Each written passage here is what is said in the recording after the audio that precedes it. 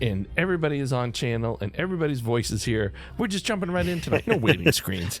No waiting screens because, I'm a noob and forgot to hit the start button, and we did all of our intros already, but we're just going to jump right in. We don't need no stinking intros. Right? Right? Our intros are well groomed. Right? Bloomed? Groomed? Yes. They're clean intros, okay? There's nothing stinky about them. Yeah. From time to time, you just make silly mistakes on the stream. What are you going to do? Apologize and pay. At least we didn't discover this 3.5 hours into it. I've actually done that before. I've actually done it before. And actually, most of the streamers I know have done that. They think they're live, they play all night long, and then they look over and they go, I would probably think it was pretty funny if I spent 2 hours talking out loud and then it wasn't on. I would probably get a decent chuckle out of that. Oh, yeah. Oh, man, you absolutely playing do. all these video games for? Damn it. Right? Not for my enjoyment. Dang it, that just didn't work. Yeah, and luckily you have people around you that go, you're not live. So, welcome everybody to the stream. It's D&D tonight. Curse of Strahd. I can't say that right. How do you say that, Whip? Strahd. Yeah. Gotta roll that R a little bit. Yeah.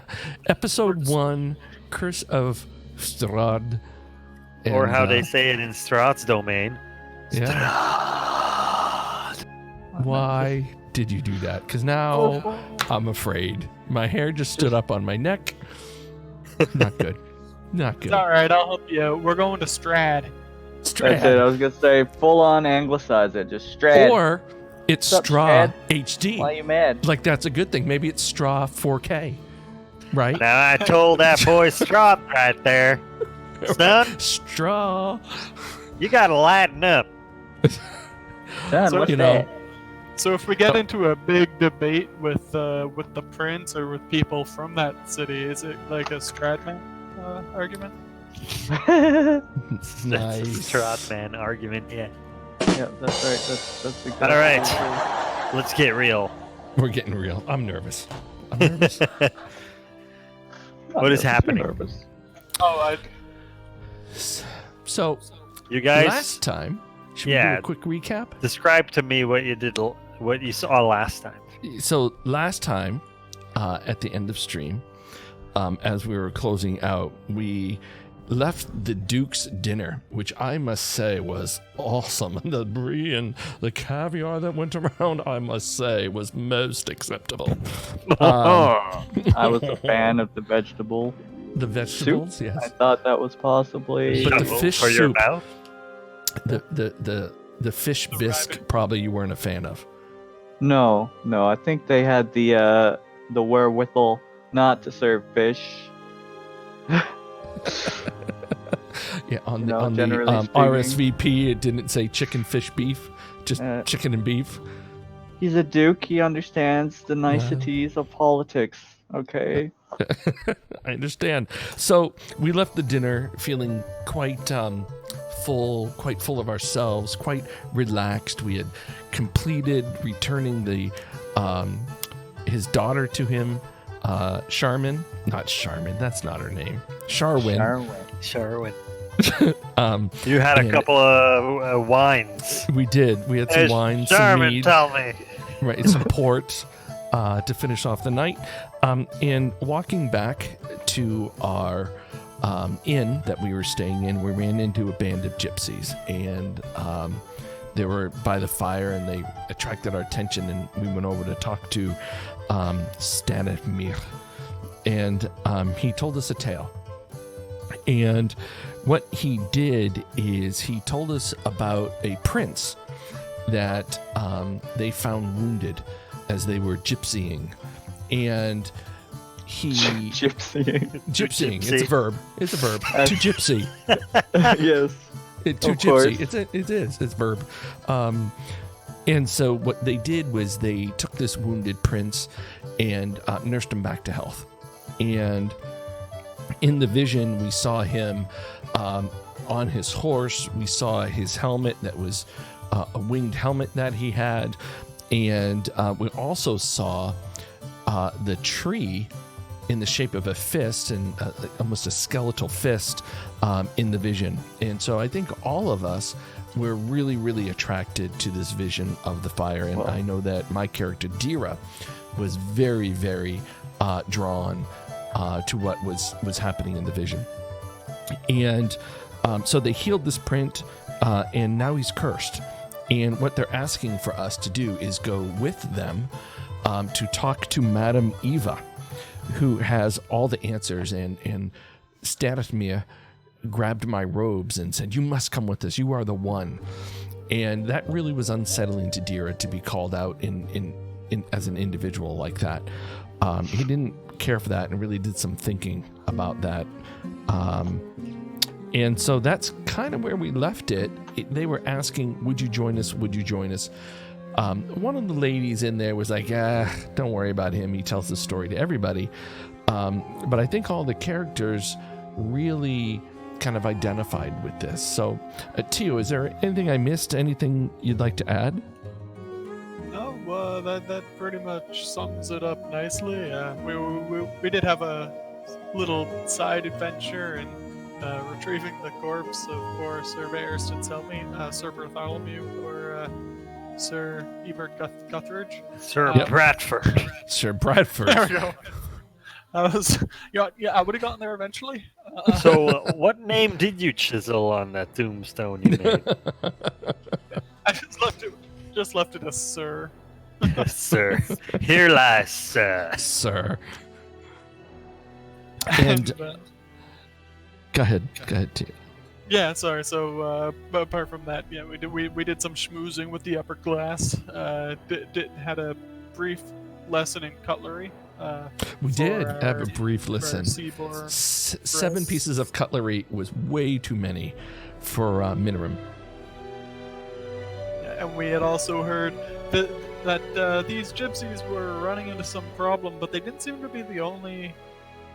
The issue they were running into is not the only issue in these lands. There were also talks about marauding orcs going on, originating from the mountains to the northeast that were harassing trade near Weston?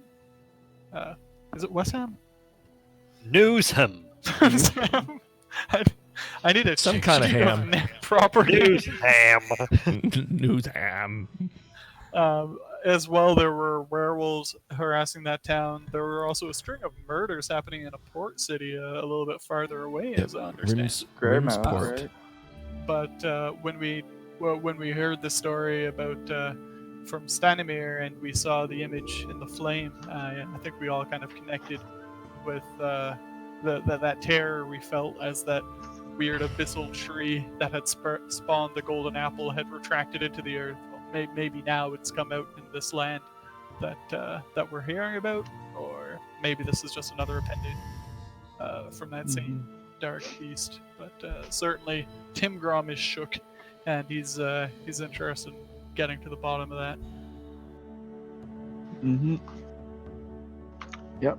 And Minorin, I think, upon seeing the tree being active in Strahd's domain, kind of decided like maybe she doesn't need to go all the way back home, but she does still need to get a message out. But she can find a way. She needs to talk to Grog Males, the retired captain. Doing He's great, the current Griggs. Good harbor to see ya. master in Ricktown. We're just doing our debrief. And she needs to speak to him either about a way to get out to sea to connect with her patrol and hand this message off, or just to figure out who would be able to get her message out to her people. And Whip, I think that's pretty much where we left it. So we were left, with the gypsies and going right there. So I think if everybody's ready, we'll turn it over to you to begin the night. Yes. And I know that Dira has some stuff to share as a beginning point, Whip. Okay. So let's say the story was just told. And you guys, so what do you say to Stanimir after he grabs your cloak? Last time I turned to him and said, Why me? What is it about me that makes you sure that I can be the one to help? And Dira is really reflecting on some visions that he's had during some meditations and is really quite stunned by being called out and almost goes a little pale in the green light from the fire. So he had told you, I can see it, I can feel it, it's all written over you. And then that other gypsy says, oh, don't worry about him. He says this to everybody. Yeah, and I, as he lets me go, I tell him that, I just stare at him for a moment and let him know that I'm interested in helping you. I'm interested in to understand more of how I can help you. And Dira thinks to himself about this prince who needs to be cured of something and thinks to his own situation and wonders, is there something here? And thinks back to some of the visions that he's seen about a mountain and tells Stavimir that is interested in helping. Yes! That is great! We will leave tonight during the cover of dark. My people will pack our things soon because the festival is over. We have traded well. You will venture with us. You can sleep in our carts. And he points at like wagons that they have with them that they travel in. And he points at a wagon that you guys will be able to travel in. Well, thank you. Oh, sorry. Yeah, Tim Grum's he's interested as well, but he wants to ask pointedly to Stanimir. Just now, in the flames, I saw a vision. There seemed to have been a skeletal hand, almost looking like a tree, but also like a hand. Is this something you've seen? Is this? Can we find this where in the castle of your lord? Huh? Is that... How many have you had to drink tonight, huh? And he sort of jabs his elbow against your ribs as he tries to make fun of you. The fire is just parlor. Although, on Tim Grum's part, he had drank pretty heavily. He tried to drink the table of Westham, Newsom. Whoa there, Tim Grum. Drink him there, so now he's maybe questioning. Maybe that's not what he had seen, but he's still pretty curious and pretty tired. Not super keen on sleeping in a wagon, but would like to check this place out. What does Minoran think? Well, I mean, Minoran wants to help. She looks to Tim Grum as well, and just like kind of has a bit of confused look on her face and says, "No, I don't remember drinking that much, and I also saw this tree hand, but if it's just parlor tricks, I mean, maybe it's just parlor tricks." Give me Either an way. Arcana check.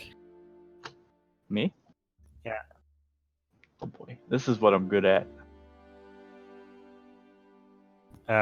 You too. You have no idea. You think it's just parlor tricks. But yeah, all of you can do an Arcana check. Wow. Oh my god. All you guys Parlor are convinced tricks. it's just parlor We're just tricks. like, wow. What? Wow. It's How did we fire. survive? Wow, How it's did we fire. survive the Thunderless City now? It's fire. It looks like fire. Listen, they're drunk. Fire. I'm stupid. Okay, so let's just. Yeah, it's not good all the way around. No, but she turns to Timgrim and Dara and says, "I would be happy to help these people out, and I think, based on what we learned it may be a good idea to head to this Strahd's domain as quickly as possible, but... Wait, do we know that his name is Strahd? Nope. No, okay. This prince's domain as quickly as possible. However, I can't go tonight. I have duties to my people that I must fulfill first. It should not take long, but it is not something I can finish in one night.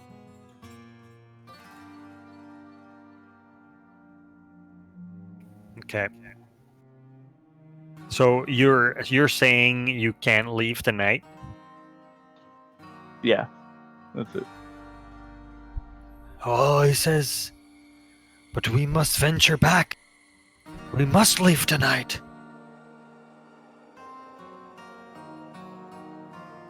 Well, surely why there's the some way rush? we can catch up to you.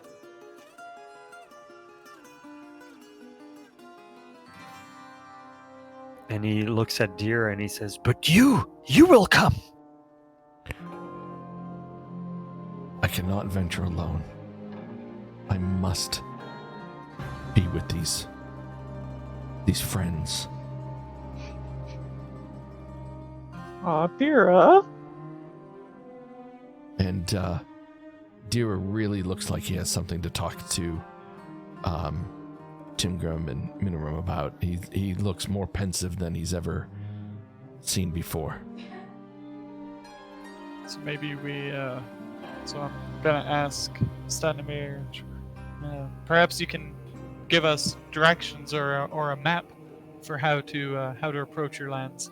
We'll gladly be there, but we can't drop our duties on a dime.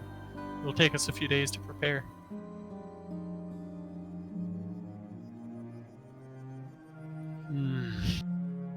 Okay.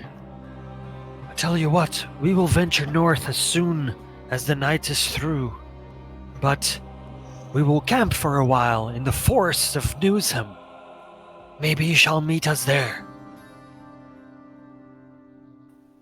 All right, but beware. I've heard stories of werewolves and orcs in the area that have been causing that town some trouble. So be vigilant.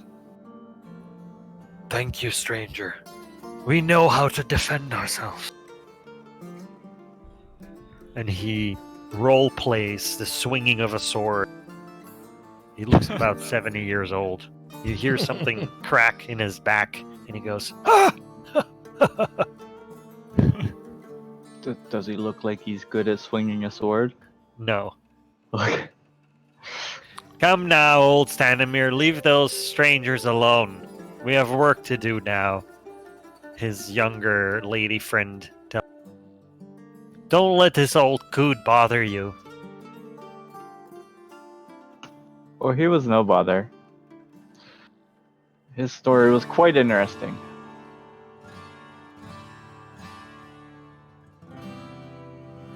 And she walks Stanimir away.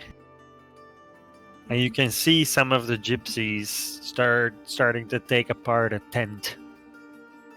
And around you, the Midsummer Festival is it's quieting down. People are strolling home. There's a drunk in the corner of at the corner of a house, just like vomiting against the wall.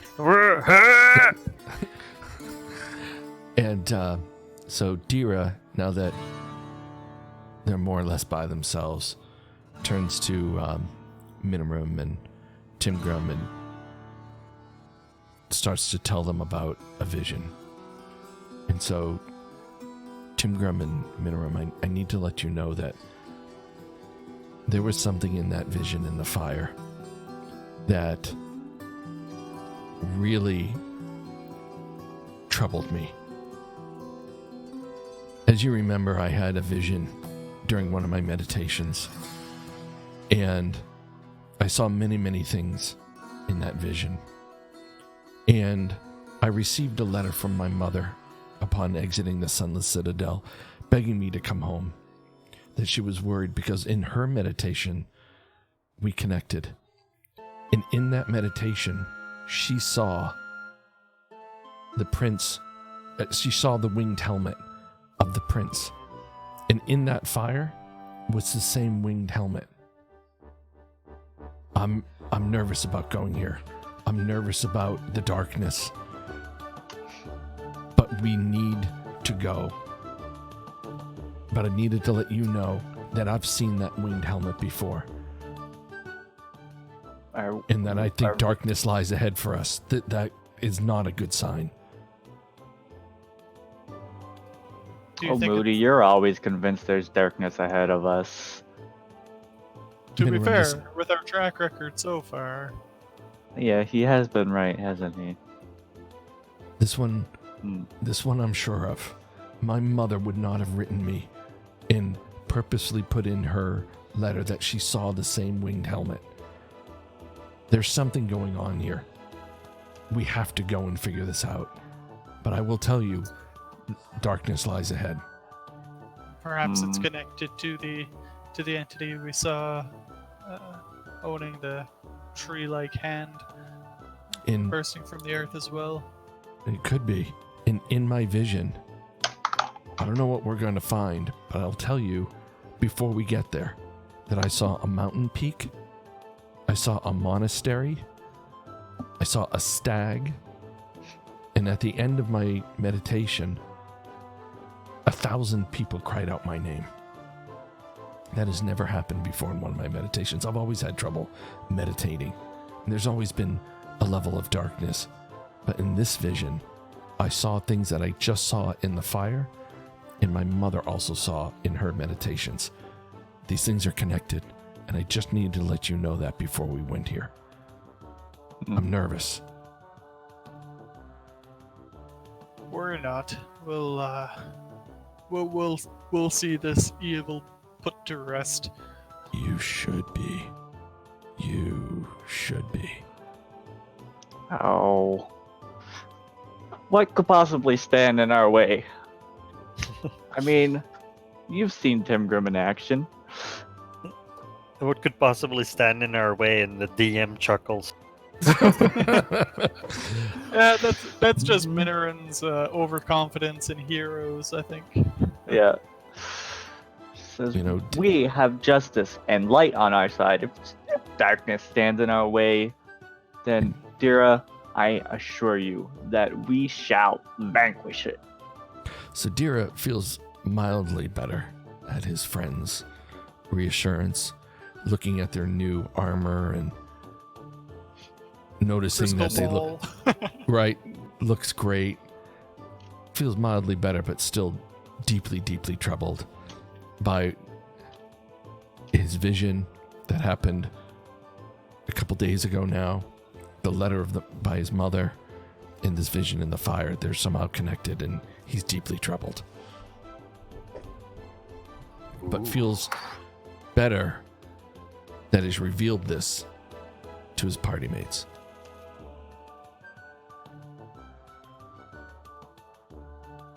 Man, this Dira fella, he's working through a lot. It's just like in the back of her mind, that's it. Minoran's just like, man, Dira really needs to cheer up. So you guys are chatting there outside, in the darkness, in the privacy of while you're walking around, and you see a couple of couples just scurry along with a torch, making their way home, and there's a group of men laughing loudly in the distance, sort of still enjoying the summer evening. And then you feel a drop of rain hit your cheek. The weather's turning. I suppose it's time we turn into the inn.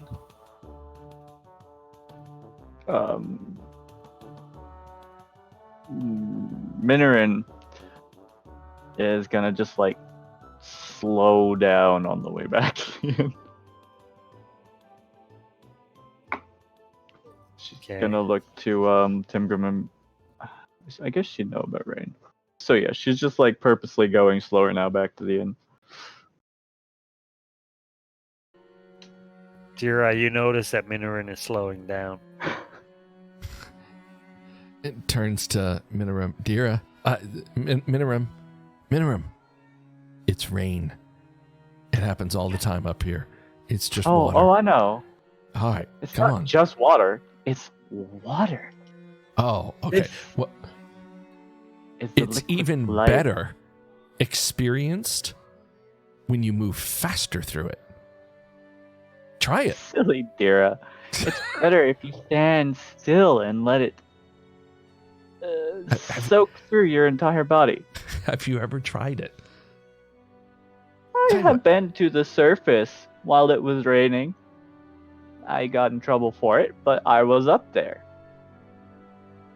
Up here, you She mean? means the surface of the ocean. She doesn't mean like land. She means like she breached the surface of the ocean while it was raining.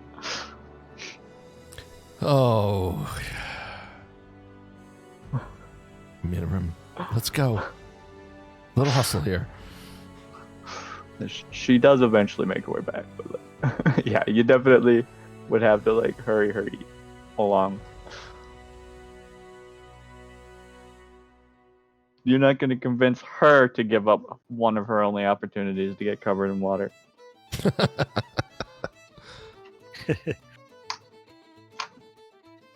All right. If we're back at the inn, what is it that Minoram? Let's go to the inn and discuss what it was that you needed to do before we left. So you guys make it back to the inn, and there's some candles on inside, but Garen and any of the staff, nor the guests are not in the hall. There looks like it's that time of night where the inn is no longer open for business, but still open for the guests to come back from the Oh, that's good. Midsummer Festival, and for you guys to head to your rooms or just hang out there for a while.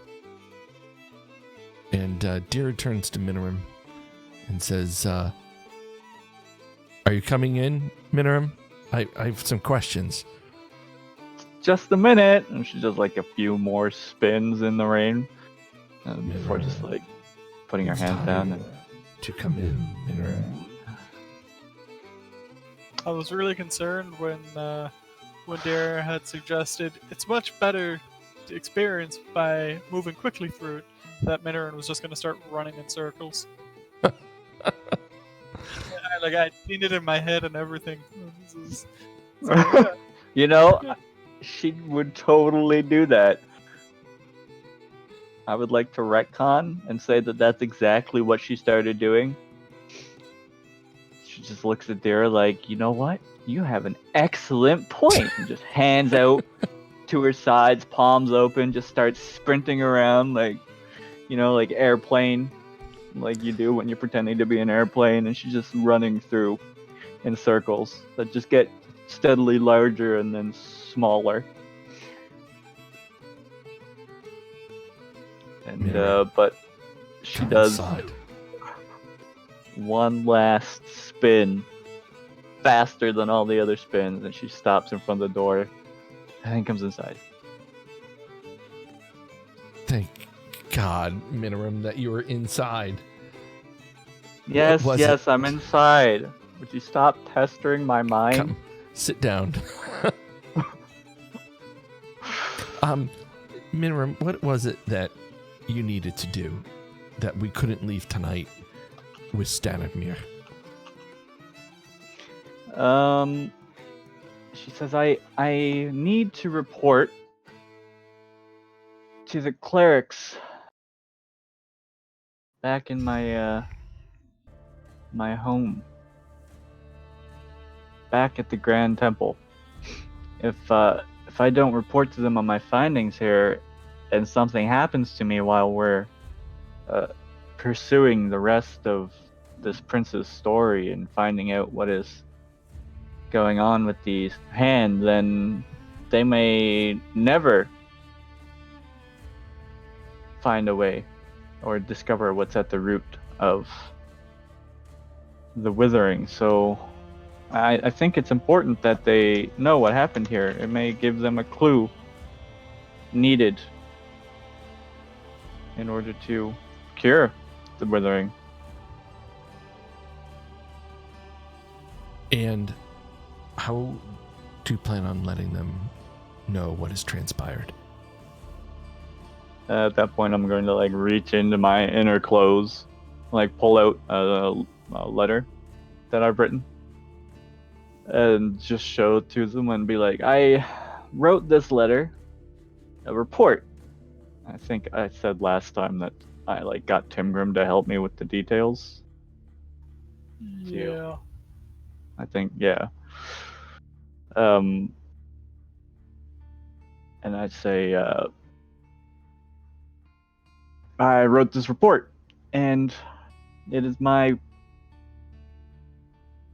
plan to meet a fine captain who goes by the name of Grog Males. The Duke mentioned him when I talked to him after our dinner. He said that Mr. Males would be able to arrange a meeting with a ship captain who should be able to deliver my letter, or at the very least, he should be able to point me in the direction to hand my letter to a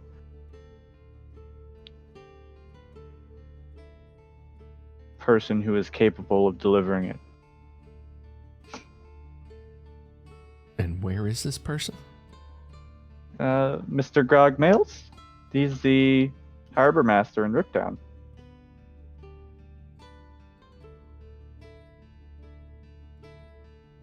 And can we get there and to the forest of Newsom in order to travel with the gypsies in Strahd as quick as possible? Just gonna look to Timgrim this time and be like, I've seen people move quickly in this surface world. Surely you have faster means of transportation? Well, we could send a rider, or perhaps see if there's a stable nearby for a horse that could be lent for the journey. Like Little Bindi. loner. Ah, she's a sturdy steed, but not made for speed. Instead, she's there to harbor my greed. Ah, I see. I mean, she contains my loot. To be clear. Oh, now I understand. Okay. If that's the case, then we should visit the stable tomorrow, early in the morning. No? Aye. And then, like, I'm gonna take the money in like, my pocket, my bag full of money, I guess, that we split, and just put it on the table and open it up and be like, is this enough, Timgrim, to get the thing we need to get there? How much is it? It's 331 gold. Yeah, it would cost not even 15 gold. So, Tim Grom says, yes, of course, yes, absolutely. This would be the. Okay. If there's I a was very small worried. It portion of didn't this seem would be like very required. much, but But okay. That's might good to there know. be another way to speed this up? We have someone here in town that knows us, that might even owe us a favor, do we not? What if we approached Sharwin and entrust her with this letter and ask her to get it down the coast so that we can continue on our new journey and our new quest and help these people? I think Sharwin is the person we need in order to speed us up. Is Sharwin not coming with us? I don't think so. The Duke did not want her adventuring. But this would give her a sense and maybe some training Right. in adventuring. A simple task, something she can do well at. But she's What a say duke's you? daughter. She's not a messenger. Surely it which- would be strange to have her deliver messages. Something tells me Sharwin will take any opportunity to go on any adventure. She What is sees me it? as a spirit that would love to go visit other towns and have an I excuse to thought do she that. was pretty alive, though. She didn't seem like a spirit to me. That's true. She seems like a person that likes adventure, and this letter would give her an adventure, an excuse to have an Ah. adventure. I understand. That's true. I was often looking for reasons to escape my tutors when I was So younger as well. Let's give Sharwin the opportunity to have a little bit of fun. We trust her. She Kira, trusts who us. knew you were such a good person? Let's not spread rumors now. Perhaps as well,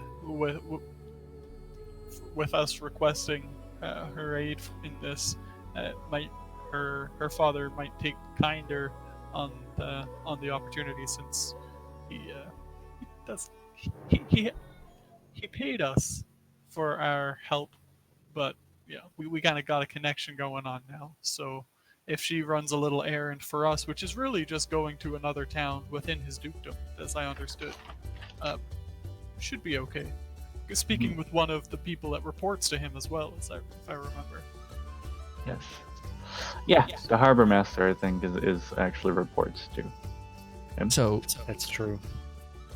maybe in the morning, bright and early, we find Sharwin, ask her to do this for you, Minorim, and I know that she took a liking to you.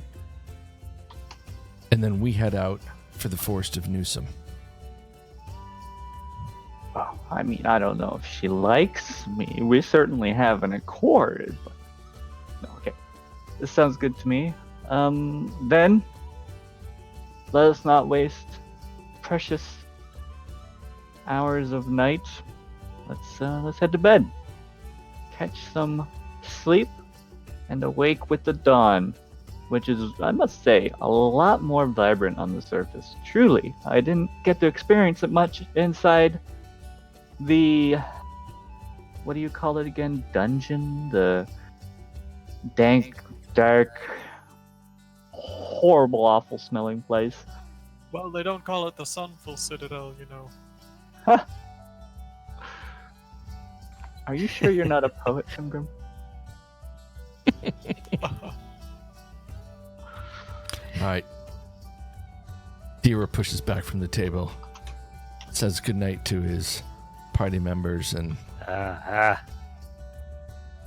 goes to a room to meditate. Okay. So you guys retreat to your rooms. Night falls. You have a good rest with your belly full of great food and new quests on the horizon. And dawn breaks, and you guys spend. You have your breakfast, and about half an hour after breakfast, you find Minoran in the center of town, helping direct the clearance of the previous night's festivities. I don't know what I'm doing there, but I'm doing it well. What are you doing there? Apparently, I'm helping to clear the previous night's festivities. You find Sharwin doing that. Sorry. Sorry. I hadn't thought of that. Help me out there. Like, wait, why is Minoran out there? I And was why like, wow, Fred Minoran didn't got know up about early. I was like, I asked Sharwin if she delivered my letter, and then she told me I had to do something for her in return. You work. Like, you want You me to work, deliver this girl. letter? I will, but you better fucking organize. Oh, sorry. You better organize this thing.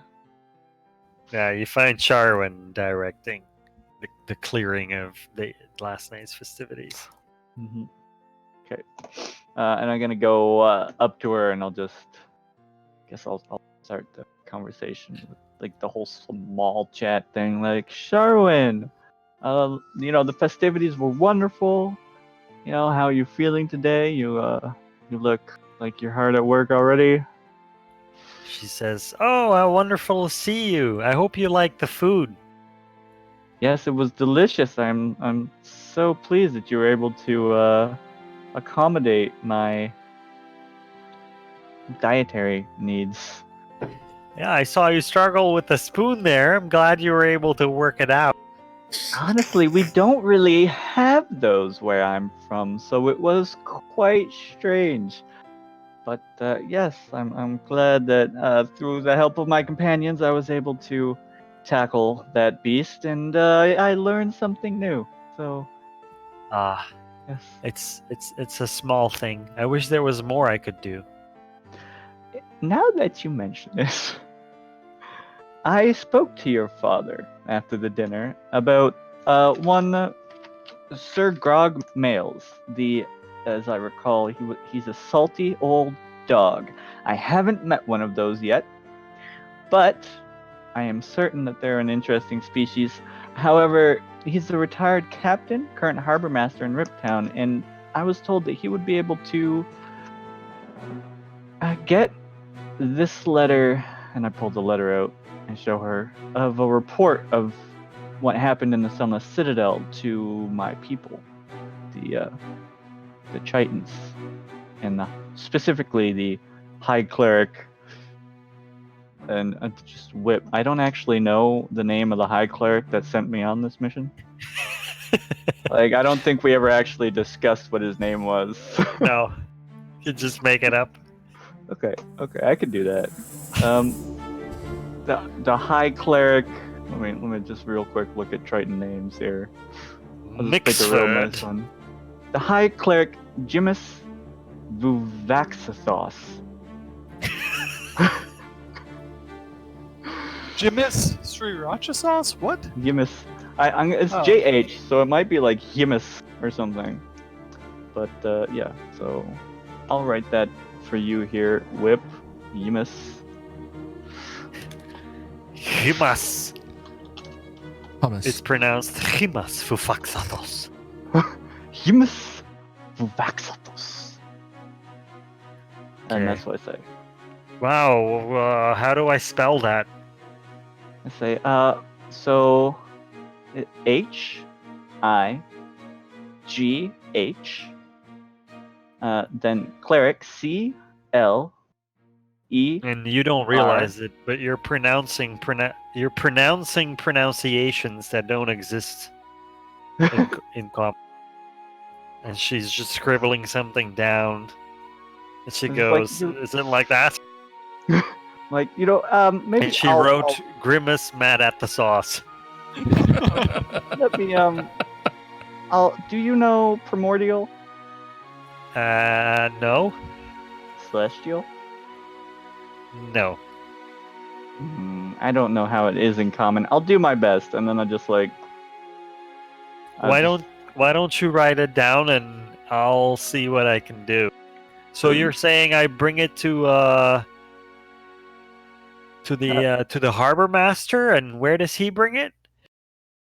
So, if I vaguely recall while I was being escorted here, that when I came with my people, to the surface, they mentioned that they don't have cause to trade with your villages often, but we do trade with the merfolk and the sea elves. And Okay.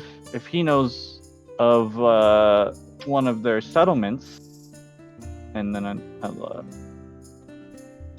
just like mention a couple settlements from the nearby sea elves or merfolk, Okay. and if he could get in contact with one of the elders there, they'll be able to. They know my people, and we're in good standing with each other. Okay. Do you have a letter for them, or? Yeah, and I show her the report, and then Okay. I show her I bring out the vial as well of the greenish fluid, right? Yes. And I say, She's nodding. She's getting exactly what you want now. The instructions are clear. Yeah. She says, "Yes, I can do this for you. Let me do this for you." thank you. My people will be ever so grateful. if they can glean even one new piece of information from this message or this vial, then you could be saving thousands. Minoran, you can count on me. I will go get my horse this afternoon and I will ride to Newsom and I will find the harbor master and set him out on this quest. Oh yeah, rip down.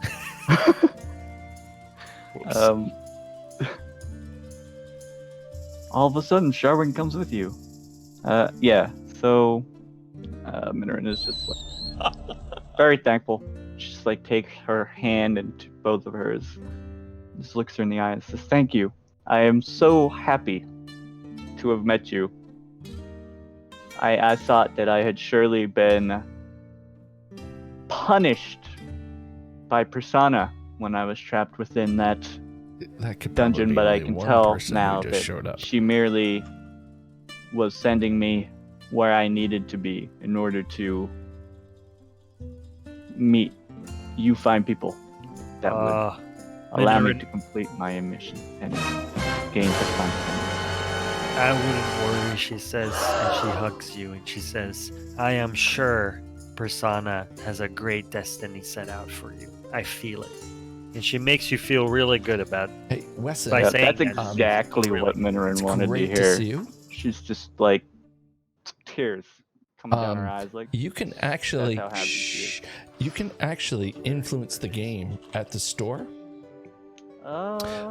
You can actually probably. purchase plus I would ones say probably. for either the players or the GM by using your credits. So Right. I if you mean, want to like, impact the game, those are you saltwater, can do it so they through the must be store. You'll saltier see than them in usual, orange, the plus ones. unless she so has a just really letting you know those are high, there. Like, level of salt in her blood. I don't know how it works, but probably pretty salty. Okay. So she takes the letter from you and she puts it on an inside pocket of her dress. And she takes the vial and she puts it in another pocket of her dress. And that's when I like I'm gonna ask her like I'm not sure how much money Mr. Grog will need. Is it? And I just kind of like show her my purse of coins. Like, do you need this? And I just kind of like try to give her my gold. Oh Like, no, Minoran, I I do will not take want care of it. to. I I don't want to insist. burden your family too much longer. I know that you are men of station, but I myself come from a family of station.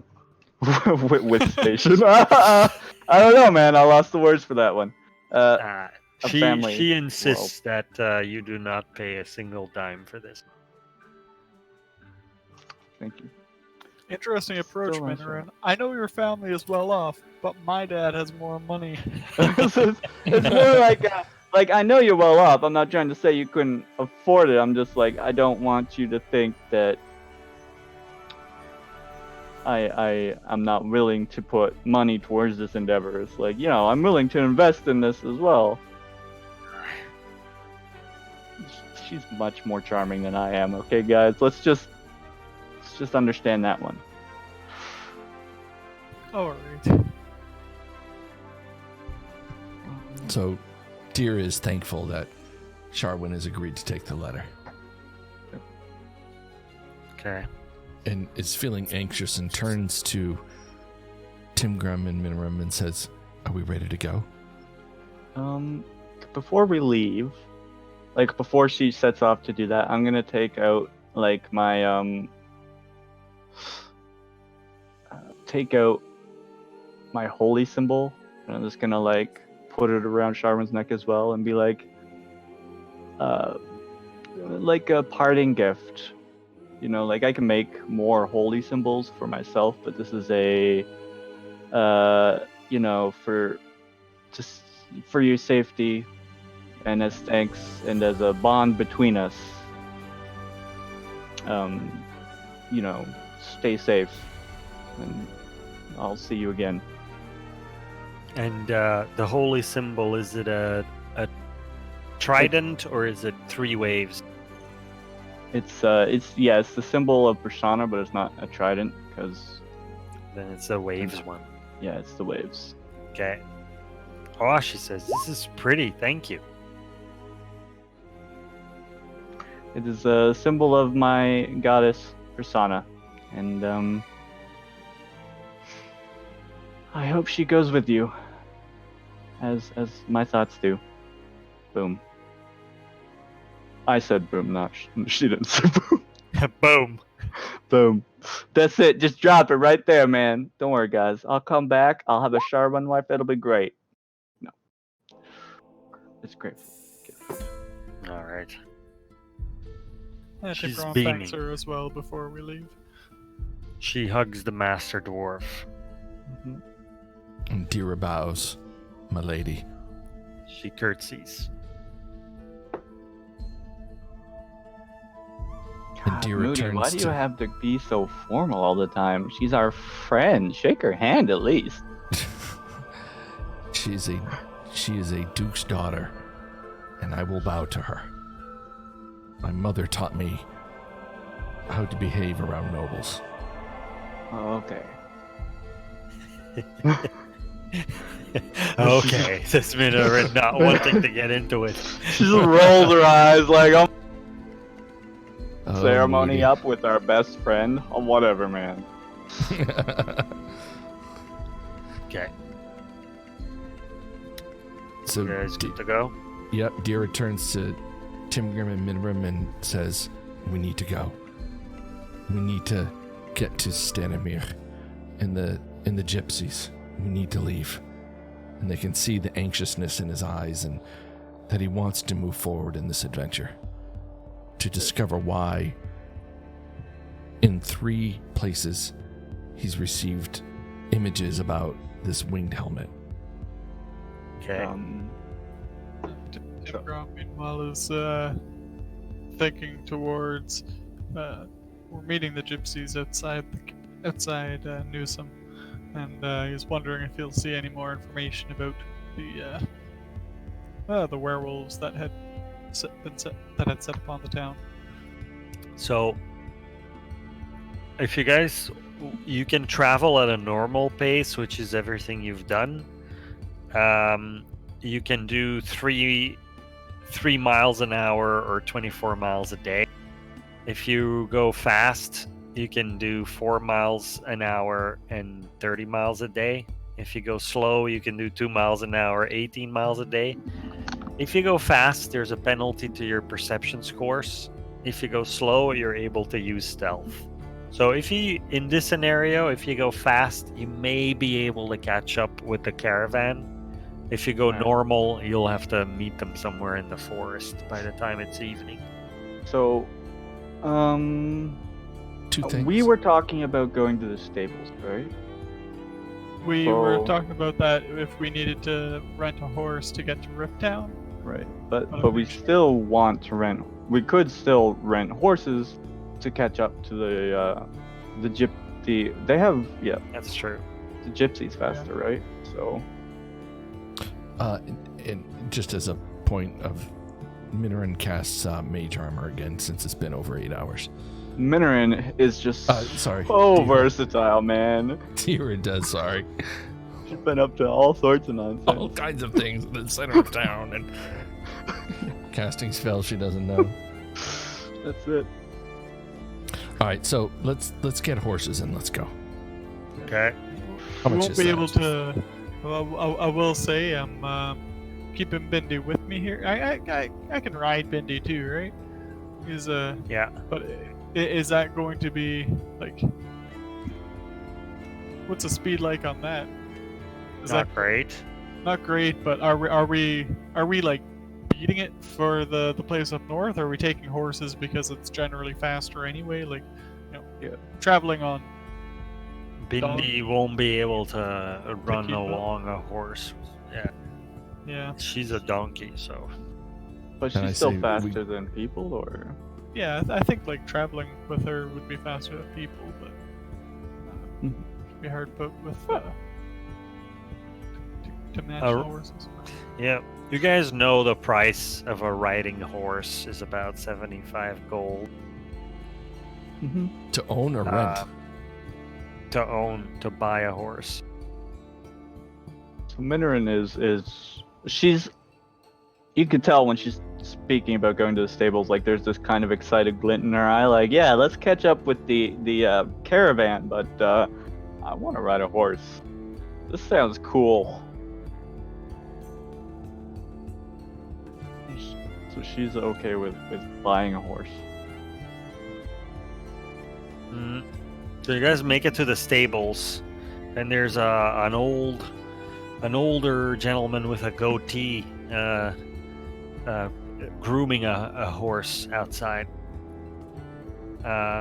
Looks like a regular draft horse, and you see a bunch of other horses around in the area, and there's probably some inside. It probably has a wide selection of stuff. Okay. I'm gonna approach him with everyone else, I suppose. Hail, master. Hello Horseman. there. We have come to inquire in purchasing a horse. She says the name kind of weird, like. Oh yes. We have a wide selection. What is it you're looking for? We're looking for. And then I just stop, and I'm gonna look to Dura, like, Dura, what exactly are we looking for? We're a looking horse for that a can keep up with a donkey. A sturdy steed with speed. We have to travel a great distance, and we need to do so at speed. We need an endurance horse, one that has no Okay. problem running, and we need the tack that comes with it. All right, so one of my faster horses for riding is about 75 gold pieces. Say The I'm- bit and bridle is 2 gold pieces. A saddle. You want a saddle for riding or a saddle that's more of a pack? I have saddle bags too if you want. Yes, riding and bags. If we can lessen the burden on Bindi, Timgrim, then she should keep up. Is that okay? Is that okay, GM? It's what you want to do with Bindi. She can't follow a riding horse, guaranteed. Yeah, I'm like that's it. I'm Kind of following, too. but I'm not leaving Bindi here You see because I'm not sure. What's the going the on there? I like this. stable master sees you looking at Bindi and says, "You guys sound like you're in a hurry. Is there an animal I might need to take care of meanwhile?" Tim Grom's a bit torn, having left Bindi the other week, and the tears she might have had to endure. But I guess at least here she's got some shelter and some nice grub. You'll have Um, friends. Yeah. She'll have friends. She'll have friends and good food and no goblins. Please God. No kobolds. Please God. Yeah. Yes, master. Stable master. That would be most kind. But I don't think the three of us can fit atop the one horse. I will say maybe 2 to a horse, but 3 might be excessive. Oh. Do you what- have 3 horses? Do you have a van-sized horse? I have a chestnut.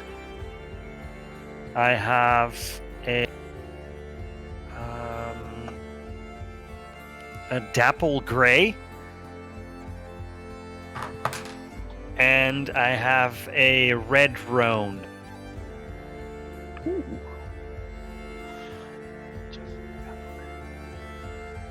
I like the dapple gray. I think he looks fantastic. And I have one with Appaloosa patterns. A white horse with black Appaloosa patterns, also known as the leopard Appaloosa. I'll take a look at the chestnut horse. See how he's doing. See how he rides. So this is actually a mare. See how she rides. And what was the red whip? Red roan.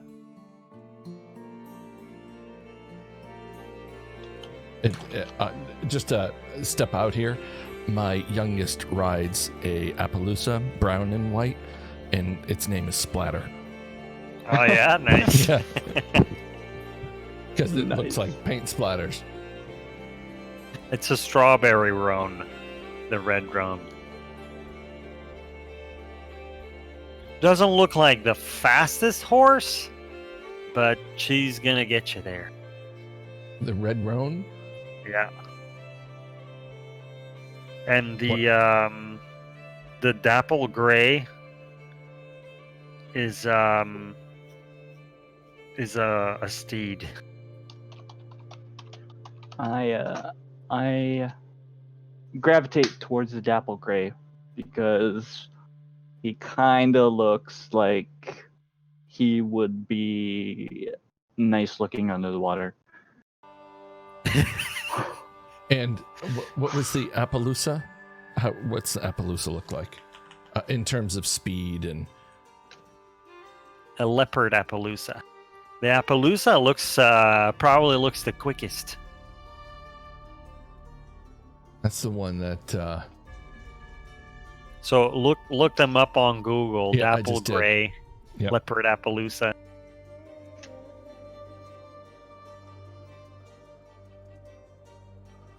I'm taking the leopard Appaloosa if that's all right with the others.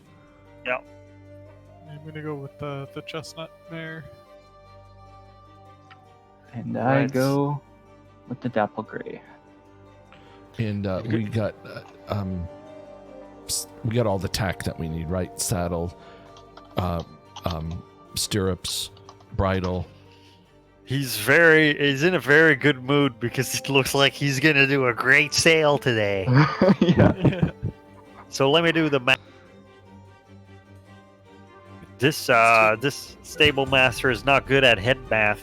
He goes to his corner of the stable where he has a little desk, and he's got one of the counting tables with those little beads that have to move to the Abacus or something. yeah.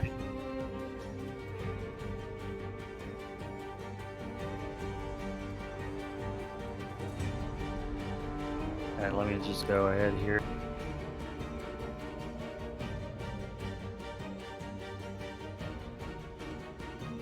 And is the leopard Appaloosa a mare? Or The leopard Appaloosa is a mare.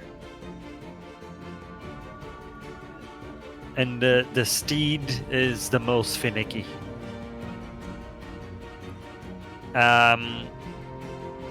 You guys each take saddlebag. Yeah. I'll take a riding crop too. Some stylish riding boots.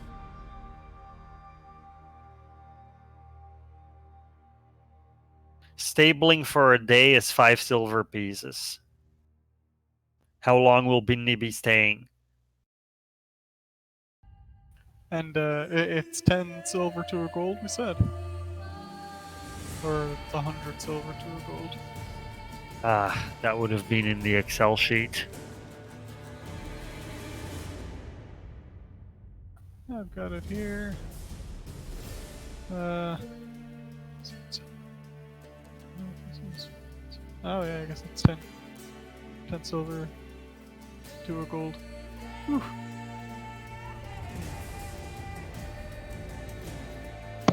I think Minoran would definitely to pick with. Yeah, well, thinking I would count on it being a week anyway. Maybe I'd give him the coins for a couple weeks. So, and you said it's 5 per day, 5 silver per day, right? Yes.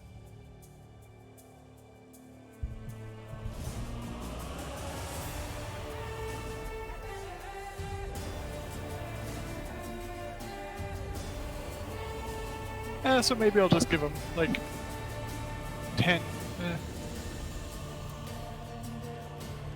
Yeah, says- Yeah, He says, if you don't know when you're gonna be back, just give me more than you think you'll need, and I'll happily write a contract for you that you will get back whatever you yeah. don't spend. Yeah, I'll give him like 20 gold in case we're there for a month or something. Okay, 20 gold is 40 days. Yeah. So Okay. I mean, hopefully we're back before then. Okay, so he Good writes you a quick little contract that promises you'll get the difference, and he's saying combined. Oh shit! I lost it here.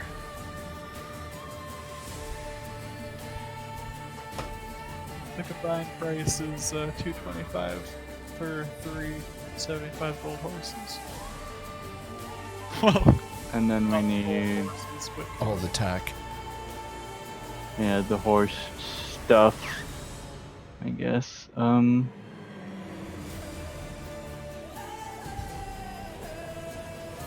Okay, you're looking at 273 gold combined for 3 riding horses. It's 6 gold for the bit and bridle for each 2 gold for each horse, so that's 6 total. You're looking at 30 gold for the saddle, a riding saddle, 10 gold each. And you're looking at 12 gold for saddlebags, which are 4 gold each. So that's 10, 4, and 2. 16. So Plus I did 75? 75 times 3, plus 6, plus 30, plus 12 is 273 total. Divided by 3. So each take 91 gold pieces out of there. well, can we negotiate with them for a bulk discount? He's that's giving pretty you good a sales. bag of, like, he's giving you 30 days worth of feed per horse As a for free bonus? with. Oh, nice. Oh, what a fine stable master. I like this guy. What's his name? His name is Rowan. Rowan? Roan? Yeah. Rowan. Rowan, purveyor of fine roans. I see. I like it. He's he's got some people that are using his horses to train their equestrian skill. No, they're the riders of Rowan. Yes. Of course. And Deer names his horse Hope, which is actually one of the horse names at the stable. My youngest tried that. Hope. Hope. Nice. Wonderful. So these horses can carry quite a bit. Also, not as much as a draft horse would or a war horse would, but. So in terms of riding options, there's camel. He doesn't have those. No. There's donkeys or mules. He has a few of those, but you don't see them. He has draft horses. They're 50 gold pieces each. They move 40 feet per second. Per second? Or per move. Per move action. Whoa! Damn. I can't think in feet, right? What is 40 feet to me? I don't know. 5 meters. I don't 20 people? Yeah, I guess. So there's a riding horse, 75 gold. There's a mastiff that halflings tend to ride once in a while, Yeah, or those are goblins. massive dogs. Yeah, so those are 25 gold pieces. There's a pony for 30 gold pieces, and there's a war horse for 400 gold pieces. I like my riding leopard Appaloosa, named Hope. Yeah, with they can saddlebags. carry 480 pounds. Nice. Guys, want to know how much a warship costs? Yes. Yeah. 25,000 gold.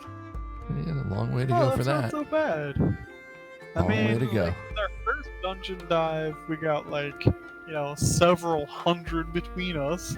At that rate, if it scales and we get better rolls when looting, I want to see We you can have guys that- be level 16 and be like, Yar! All We right. could totally trade that for like 18 plate armors. That'll be great. So, Deer attacks up his horse All right. and mounts up. All right. And, You guys are ready to go.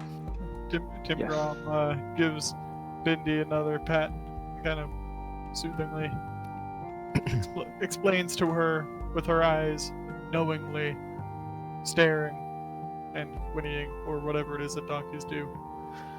What- And then turns and leads Marcy, the chestnut mare, out of the stables. Marcy. Yep. And what's your horse called, Minorin? I named mine Reef. Nice. Reminds you of home, eh? Yes. Reef, Marcy, and Hope, Hope. named All after right. a real horse that I know. Actually, There it's you a guys very are. large gray. Hope is a very large gray. There you guys are. Riding north, I assume. Yes. Yep. Okay. So you guys run at a normal rate, or you want to haul ass? I want a canter. Well, at a Right. normal rate, though, we would still be able to catch up before evening, right? On horses? No, because these other people are being pulled by horses. Okay. But they're moving at like riding speed, a whole caravan. A canter is not a gallop. It's like Correct. before It's one step a below a gallop. Correct. So you would be at if they're at speed 1, you would be at speed 2 out of a potential of speed 4, probably. Okay. Okay. You know what I mean? There's 4 speeds. You guys are at speed 2, and they're at speed 1. And that's with the horse moving normally, or? A a gallop canter. is speed 4. Okay. Let's Canter read is it down. speed 3. Yeah, which one's A canter is speed 2. Yeah, you could do well. A canter. If I might just kind of meta this, it would, Yeah. be it would be a walk, speed 1, a trot, speed 2, canter, speed 3, gallop, speed 4. Okay. Okay. If I say we canter and let's get up. Yep. Yeah, Okay. Okay. What is So yeah, Thank you for you that guys host. canter. What is going on, and Fair Jim? How the heck are you? Thank you. They thank you left for that at host. you don't know what time, still in the wee hours of the morning. Welcome, everybody. So you're looking at the maps now. And we are playing you guys D&D. We're using Roll 20. Canter away past We'll old ask. Gary's farm. Note, what's going on? Past Hello. where you took a left into We're the on Sunwell horses Citadel, in D&D, and riding you're north, off about into to the start woods to the north the of, Curse of Oakhurst Strahd. now. You go past it. And Thank then you on for the this host. map, Thank you, at thank the you, very thank you. end, right before you're about to hit the forest, right across the distance, you see the gypsy column about just entering the forest here to the south of Newsom, or Warhusk, what you look know over where to Newsom over there, is. and those See that on the will map, give the you red all of X? our informations. yeah. So that's where you see the column I'm of playing wagons. Warlock. The have trail a of paladin. wagons enter the Um, forest. So you guys If are a you good, look over to the good scrolls, 10 just minutes over there. canter away from that to enter the forest yourselves and meet them there.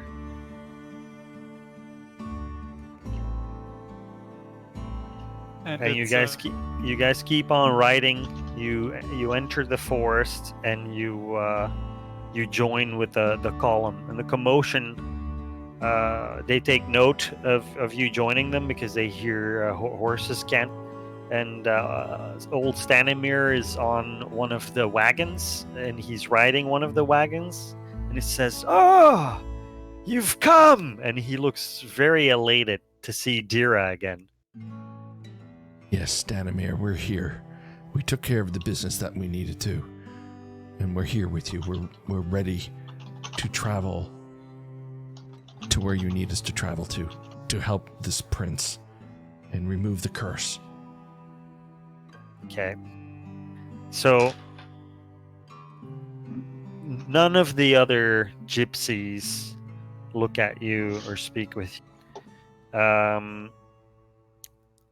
And the wagon in front of Stanimir starts playing a song, like on an instrument. Something that sounds a lot like a harmonica, but not quite a harmonica. And it's a very solemn song, and it really captures you guys. Yes, Tim Grove. That's a terrible pun. You ought to be ashamed. Yeah. Really, that's terrible. For those that can't one read hurt that me. in chat, it says Tim Grimm wonders if a horse wants to get wine quickly, does he need a decanter? Because we were cantering this whole time, so he wants to decanter. It's terrible. So- Someone needs to so clip a- that. A solemn song starts playing, and it really captures you guys' attention, and it's almost trance-like.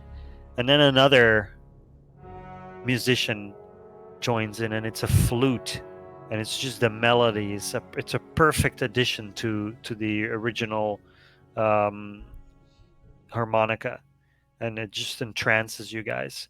And then you hear other instruments join too, a drum, and then you hear a woman join in with her voice, and it almost sounds like a wailing of sorts in a language you don't understand. And it's so trance-like that you lose sense of time, and you can't tell if you've been traveling with this column for an hour or for 7 hours.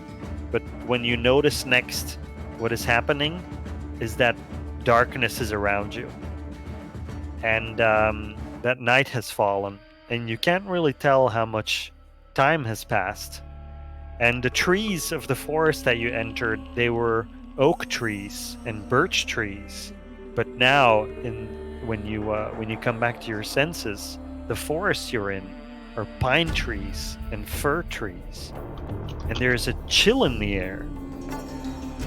You don't really know. It was midsummer just before, but now it seems like you're in an environment where fall has come, and there's a nip in the air, and there's a coldness and a chill to your bones.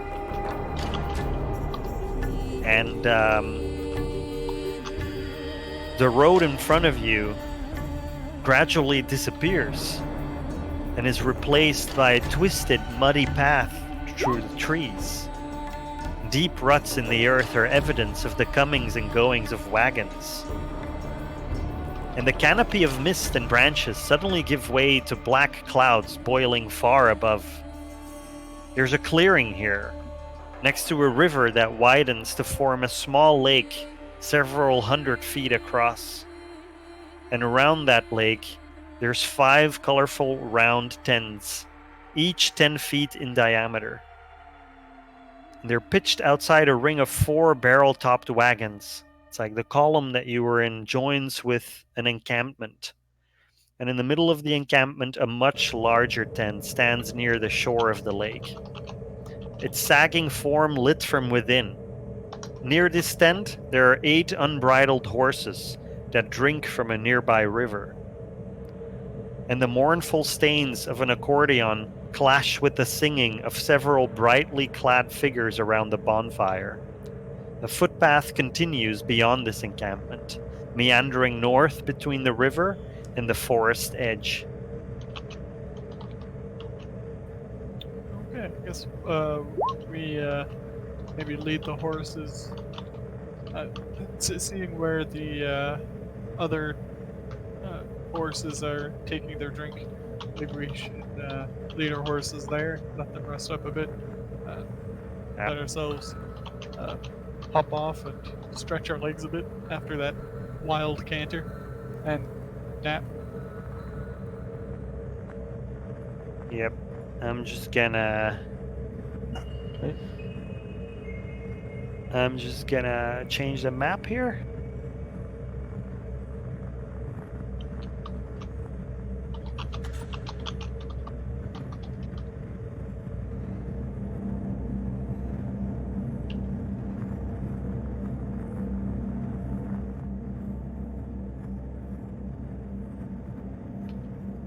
I'm sorry, I guess I gotta get the door, so I'm just trying to put it back. Yep. Okay. Yep. Sight.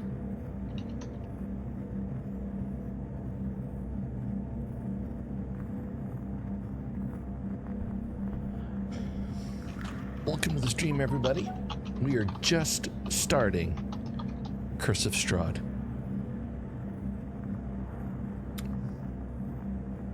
So welcome to the stream. Please enjoy yourselves. Hang out with us. If you want to participate, you can actually affect the stream. Use your credits that you earn by watching at our store, exclamation store. I just put it in there. In that link, you'll see +1s that you can, use your credits to purchase and either give one to the GM, a certain player, or you can use your credits to name a NPC. So please enjoy the stream, enjoy participating with us, and we love having you here. Thank you so much. We love playing D&D. I'm glad it's part of the channel, and welcome everybody.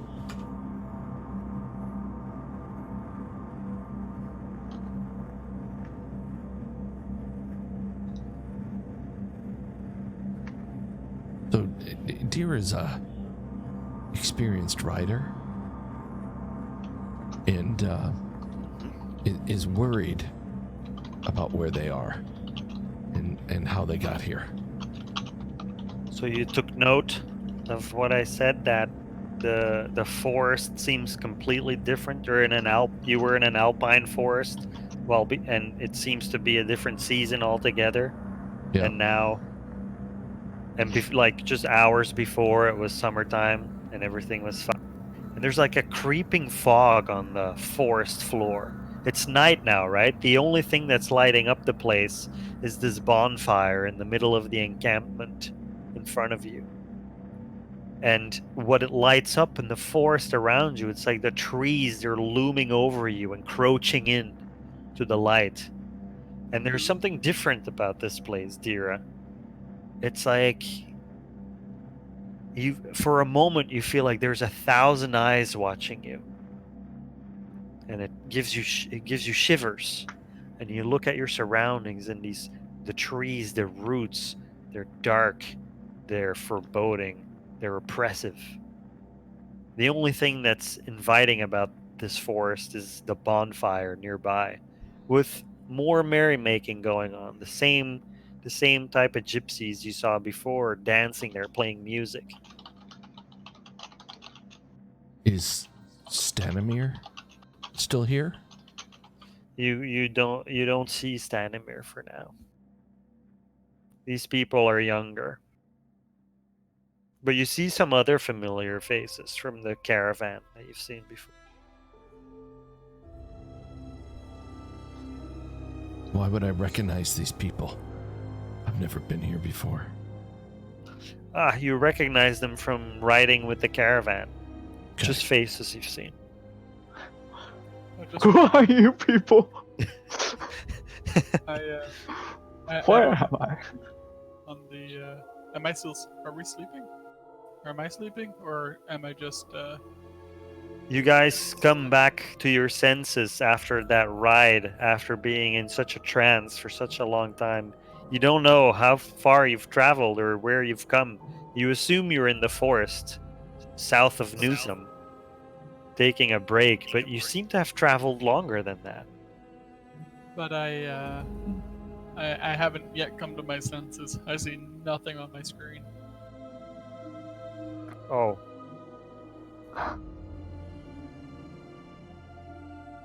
He's just really caught up in the music. It is pretty entrancing. Yeah. Oh, there we go. I only realized, like, I was kind of sitting and listening there for a bit, not realizing that I wasn't seeing something until I looked over at the stream and saw, oh, oh, there I am.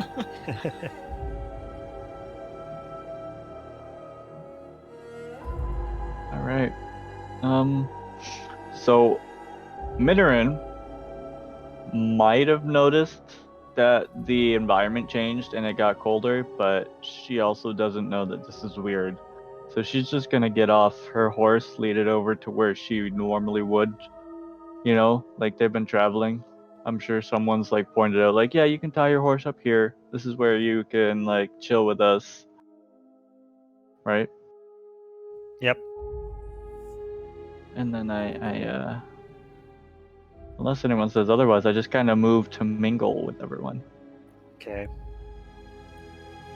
As you're mingling, as you start to mingle, Minoran, someone offers you a drink and pulls your hand to dance with you. And I accept. So Minoran is dancing, and you're just taking in the scene, Tim Grim, and you notice Dira next to you find Stanimir's face in the crowd. And where is he? He's sitting on a log near the bonfire. I gesture to Dara that perhaps we should approach and see how he's doing. I See if agree. he can tell us about where we are, because this is not where we drifted off.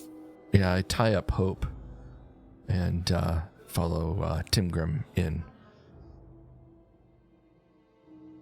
Okay.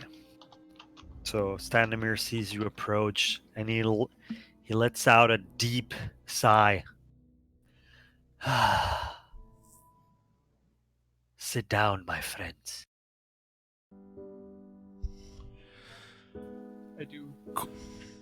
Quite troubled, I sit down. Dira is very, very cautious here, realizing they're being a half elf and accustomed to forests, realizes that this is not the same type of forest that we were in, and is very, very cautious about what's just happened, and wonders how we've changed forest types. Roll an Arcana check, dear. Okay.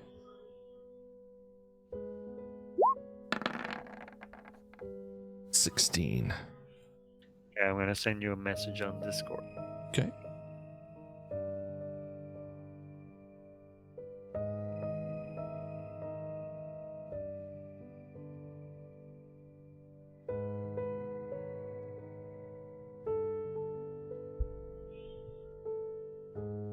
So, knowing what I've just learned, I'm going to speak telepathically to Tim Grim. Tim Grim, I think I know what's happened to us. I've gotten a sense of this place, and I think that we've been transported to a different realm of existence. I don't think we're where we think we are anymore. We are not north of Upbrook anymore. We need to be cautious now. I don't know what Stanimir has planned, but let's be cautious.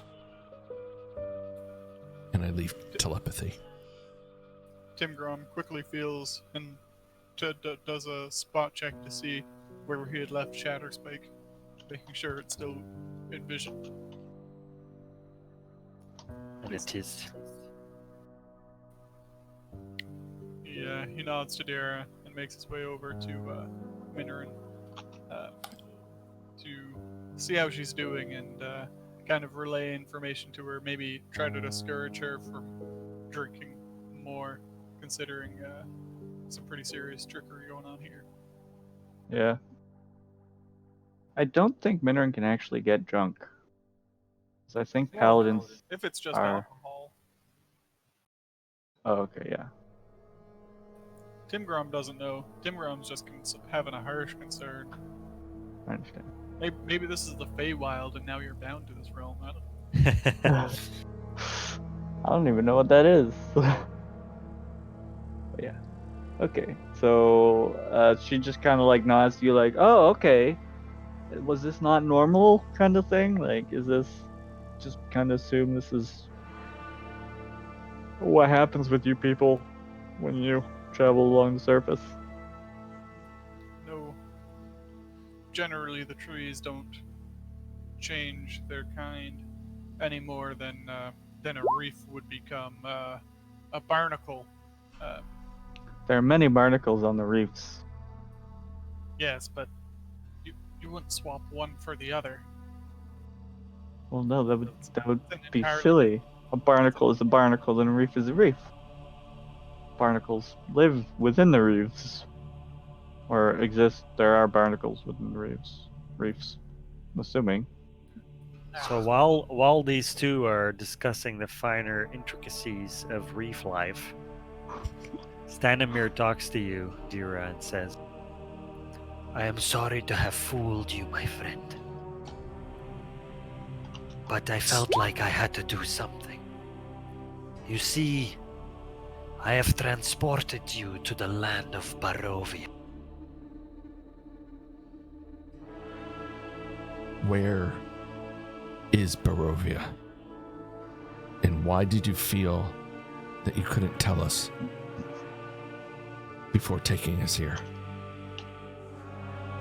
We, the Vistani, the name of my people, we have transported many people here before, and they have not lasted. I was afraid that you would not come if I told you the truth. You see, our dark master, his name is Strahd. He is cursed, you see. This land, it is his land. I was afraid you would not come, you see. But you must speak to Madame Eva. You see that big tent? and he points to the tent on the northeast of the encampment, closer to the river. She knows more. She knows your destiny. I do not know. I just follow instructions. I was told to look for you and to bring you here. Starimir, this is quite unsettling. This darkness, I don't like this darkness. I don't like the place we're in. And when you say others have come here and failed, what does that mean? He says, I have said too much already. Madame Eva, she knows all.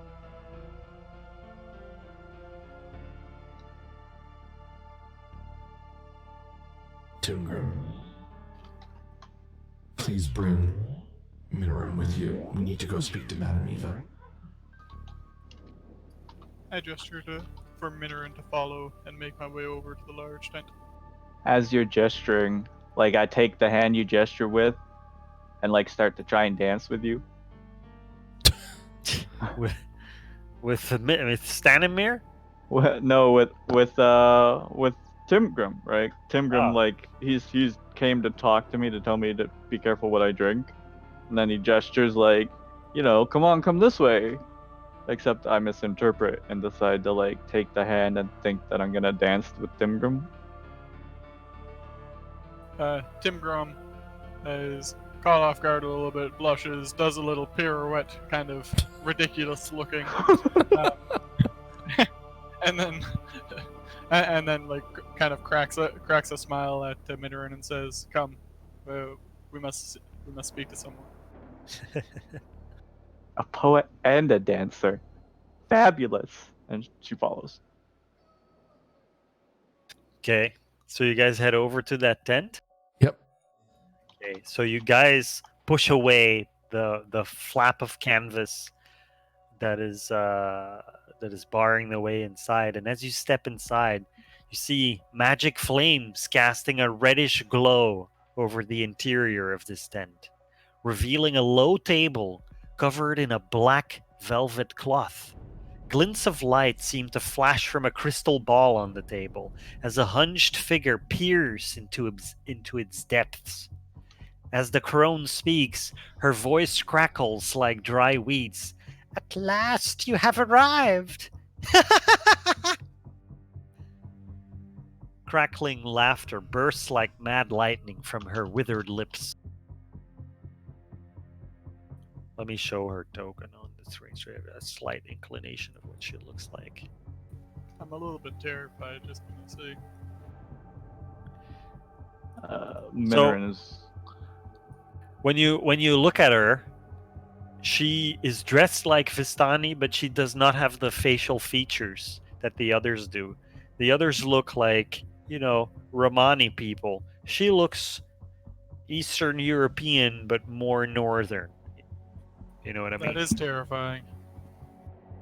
Boy. That's racist.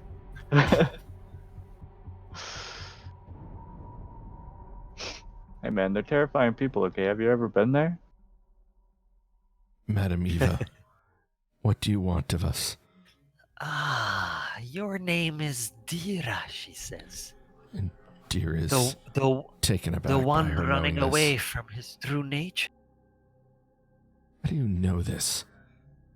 And Dira takes a peek at Timgrim and Minoram to see if they've picked up on what she just said.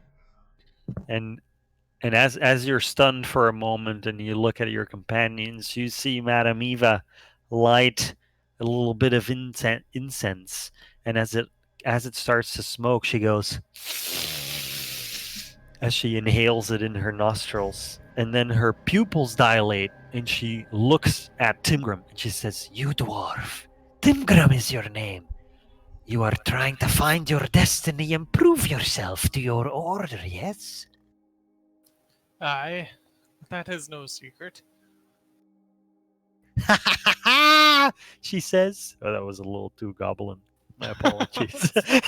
Turns I out only it have was But welcomed, all along. Whiplash. I only have two characters, Goblin and someone who's both Scottish and Russian at the same time. Arguably, you could say those are the same character. Yes. And then she looks at Minoran and said, Yes? Ah, the roots run deep. They have reached your domain. I've never seen your kind before, but I knew you were coming. How? Did you get a message from someone? No, she says. I see it in my crystal ball. and she runs her nails over the crystal ball, and you guys hear it screech just a little bit, like scratch, like. Is that it? Did it just talk to you? No, fool, she says. I see the future. Oh. Wow. She's just amazed. She says, I have seen you have come. I have seen in the future you would come, and you have come to great destiny. What? Why did you call Dira here? What is it you need from us? I wish to see Strahd to be free of his curse, She said. You guys have no idea who this Strahd is. You know that he's like the prince referred to in Stanimir's tales, but you guys are getting a lot of exposition here. You gotta keep. Yeah. But how do we free him from this curse? Will a simple dispel work? She says, if I knew how, I would have done it myself a long time ago. The only thing I can Wow. do is read the Taroka cards, and then it is for you to discover how. So, okay. Well, surely you have some idea, though. You guys are a little bit like, whoa, whoa, whoa, whoa, whoa. Curse, Strahd, Weird land, Weird Fort Land. Appear, What is happening? weird Your, res- trees. your response wouldn't entirely be, tell us how, so we can get on with it. Okay. Well, I mean, Minoran is just like absorbed in all these stories growing up about paladins going off and fighting evil and getting rid of curses and defeating these evil beings. So to her, it's kind of like, oh, okay, yeah, this is just like, paladins. Apparently, they just do that. They just come out into the world, they fall into these things, and they become heroes and, you know, eliminate evil. That's what they do. So she's just like, yeah, okay, cool, but like, where, how? Madam Eva, I'm confused. You bring us to these strange lands. We don't even know where we are. Start from the beginning. Tell us what is going on here. We ride these horses and we just end up here? Start from the beginning. She says, "You are in the land of Barovia. It is Strahd's land. Strahd, he comes from a royal bloodline. He rules these lands. But he died centuries ago, yet endures as one of the undead, feasting on the blood of the living. The Barovians, they refer to him as the Devil Strahd." So to break the so you're asking us to break the curse, but he's dead. He, is it Strahd's curse, or the curse of the land, which is Strahd?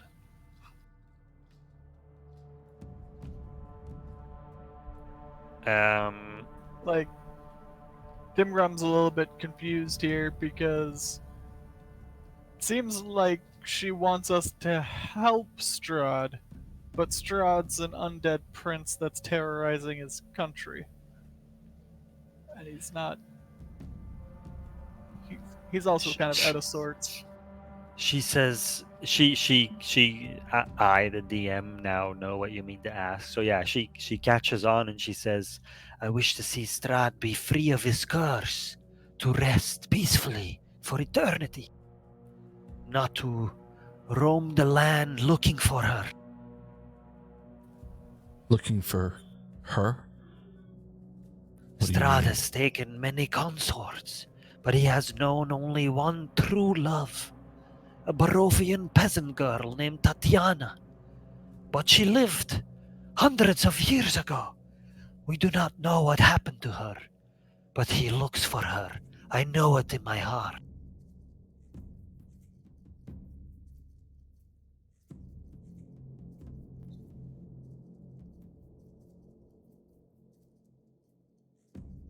So So where you've- are? Sorry. Go ahead, Tim Grim. Go ahead. You say Strahd has been terrorizing the people. Is this all there are left in the kingdom? These people around the lake? Oh no. This lake is the Tser Pools. We encamp here from time to time. Other times we leave.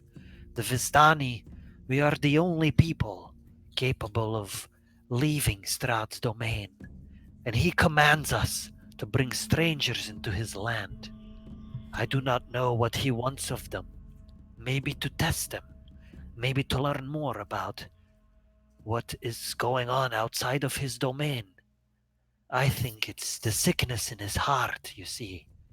He wants to test himself against you, or trigger something in the magic of this place. Barovia is a large domain. You will find that it is in a valley. There are several cities with Barovians living inside of them. There is a city to the north called Valaki. There is a city to the southeast called Barovia, named after the land. And to the far northwest, there is Kretch. There used to be another city too, but it was destroyed and I do not know its location. So Tim Grum's a little bit. I mean, he's been concerned. Okay, he's concerned. He's having a harsh concern. Uh, but the way she described that was as though they now we find our companions have been brought here at the behest of Strahd himself, as opposed to uh, from concerned villagers that look to end his reign of terror. He's so he's going to ask for some clarification there. What do you mean Strahd would have brought us here to test us? I I thought you brought us here of your own volition to break his curse. Yes, that is what I would like to see. I would like you to pass his test and succeed where others have failed. Strahd has not asked us to bring you here personally. We have very little contact with him. But the Vistani have often brought strangers into the land. Those who were looking on purpose. Not all are blind to Barovia and the domain, you see. Some strangers have asked us to bring us here. Others we bring because we think they might bring light to his domain again. And we think Strahd permits it because he wants to test himself against the likes of you. You are not Madam- the first to come here, and I hope you will be the last. Madam Have the- Eva, are you saying, Madam Eva, he knows we're here now? I do not know what the Dark Lord knows, but the Devil Strahd, he knows all that goes on in his domain, I think. Dira just turns to Timgrim and looks at him with deep concern.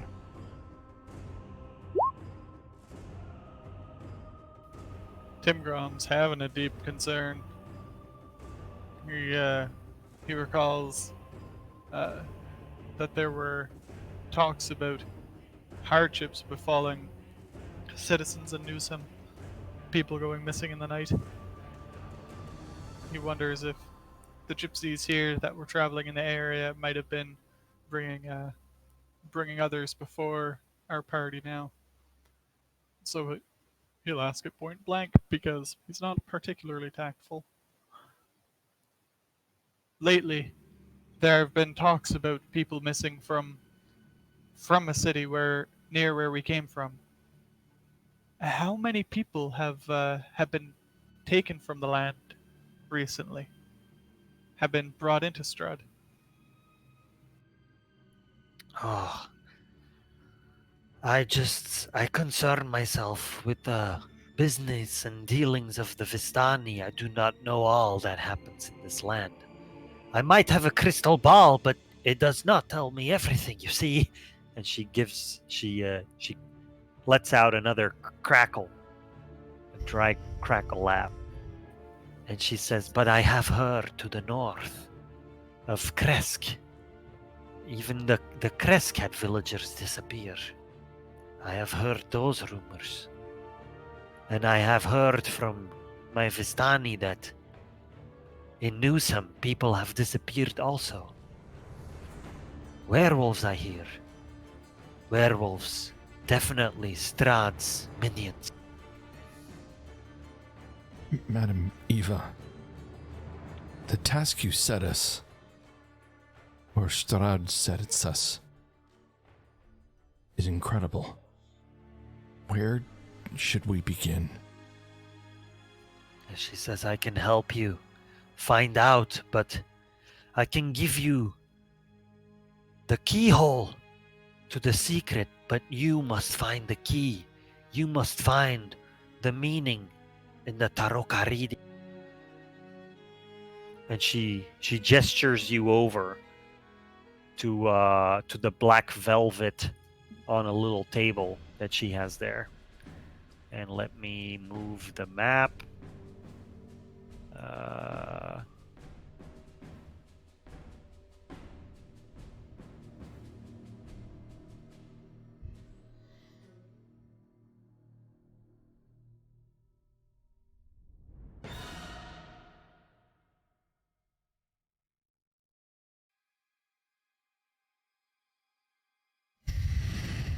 Okay, you guys all black for you, or? No, I can see the cards. Okay. So she puts down 5 cards. She shuffles a deck and she puts down 5 cards. And she holds her crone-like hand over the deck and she mumbles something in a language none of you have ever heard of. And then she gestures to the card on the west side of the deck. And she says, let me get my notes.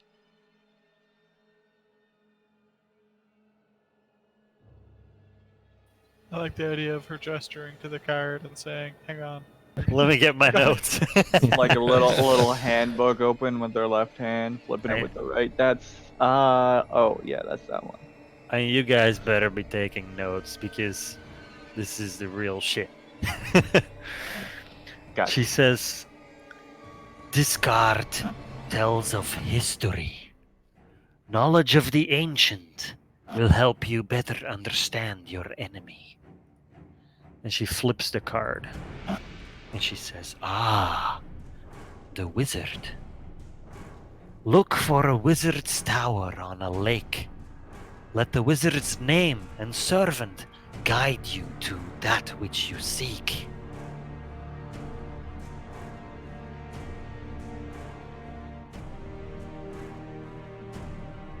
And then she gestures to the card on the north and says, This card tells of a powerful force for good and protection, a holy symbol of great hope.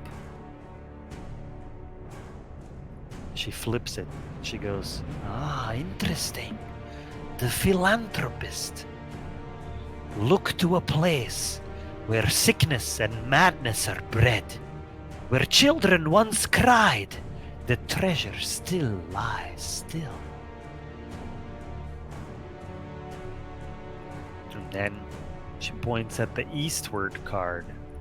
And This is a card of power and strength.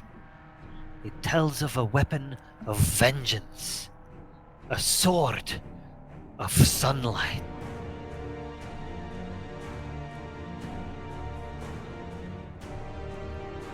Ah, interesting. Avenger. The treasure lies in a dragon's house, in hands once clean and now corrupt.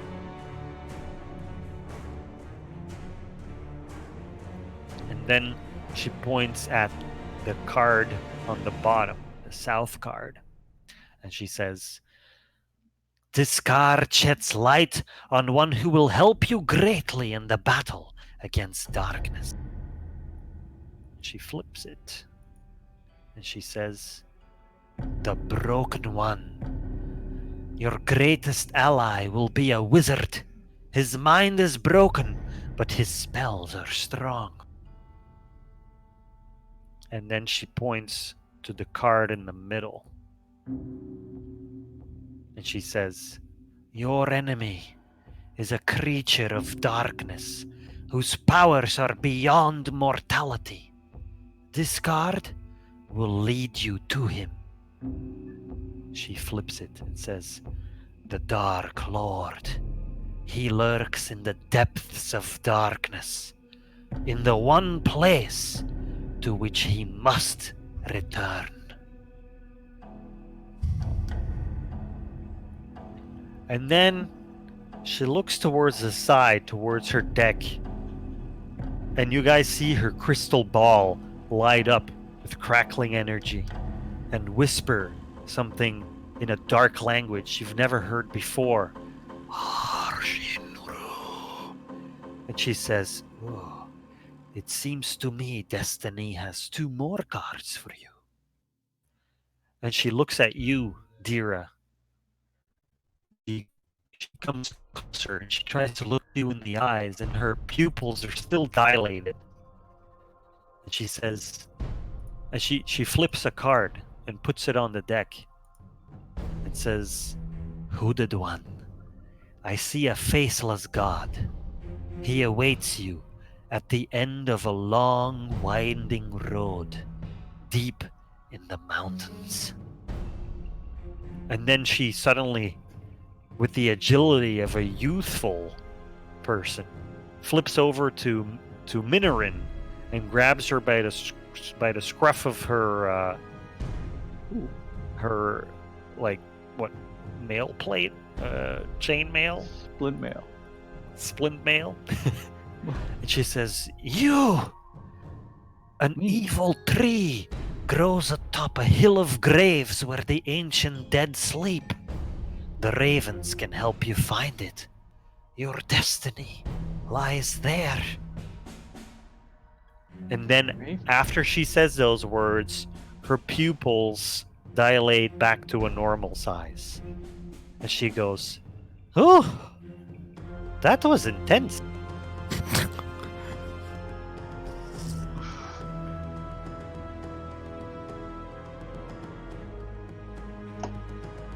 Dira is just still staring at her and asks, "You've just told us a great many things, but not where to begin. Where do we begin? You brought us here." And Dira starts to feel the darkness creeping into him, that darkness he senses as he meditates. It's that same darkness. And he just stares at her. Where do we begin? She says, "I do not know what these cards. I have no idea any of the nonsense I just told you. All I know is that they read your destiny. It is for you to find out what they mean." So, Perhaps we can, if we're to take information from this, if it's more than magic, perhaps we can start by looking for this broken one. We might have, we might be able to help us understand the information from the ancients, and to find a way to put an end to the Dark Lord. and we should find this Raven person and see if he can help us deal with that evil tree. Oh, I think there was a misunderstanding, Minoran. Hmm? A raven is it's a type of animal. It's It's not like a goblin, is it? no, it's a bird. Have you seen birds? Has Minoran Of seen course, birds? I've seen birds. I've been surface with you for 2 weeks, Timgrim. Don't look down on my astute sense of my situation. These are large, black feathered birds that Uh-huh. typically hang out around the dead. They are So they're necromancer feelings. birds. Do ravens hang out around the dead? pretty sure, right? Have you seen the amount of ravens in our street, Theo Buck? Yeah. Yeah, but I Have you mean, seen? Did you know all of the dead things I'm throwing out there? just constant. All those the dead winter squirrels are you're doing? Yeah. Yeah. Yeah. Sorry. Go ahead. Now I've got to. I'm googling it. I was like, wait, they are carrion, aren't they? Are they? I assumed they were just regular, like. But no, they might be. Yeah, I think they might be. And so Carrion. yeah, so it says that they're omnivorous and highly opportunistic. So Yeah, they're meat, very- eggs, insects, grains, fruit, garbage. Yeah. Yeah, I think like you'd have them like show up on battlefields and stuff too, right? Yeah, that's true. So, Okay. where do we learn about what we've just heard? There's so many choices in front of us. Indeed. She pours 3 cups of wine and offers it to you. And she sits back in a chair and lets out a big sigh, like she's done a job that took quite a bit of energy out of her. I move over to like give her a massage. Thank you, Madam Eva, for your wisdom.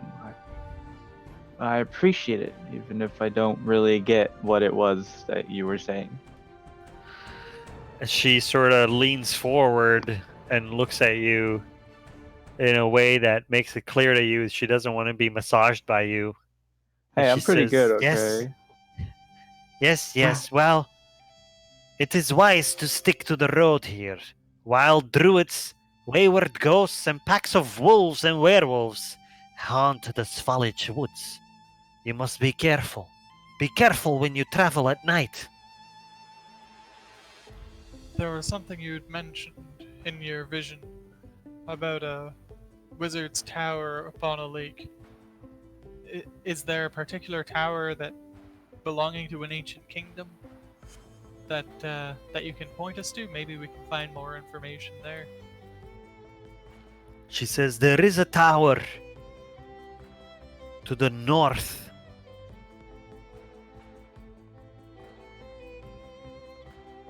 I do not know if that is your destiny, but I do know of a tower." She says, "When you travel north, you will come across an old windmill. You must steer clear of this place at all costs." Why is that?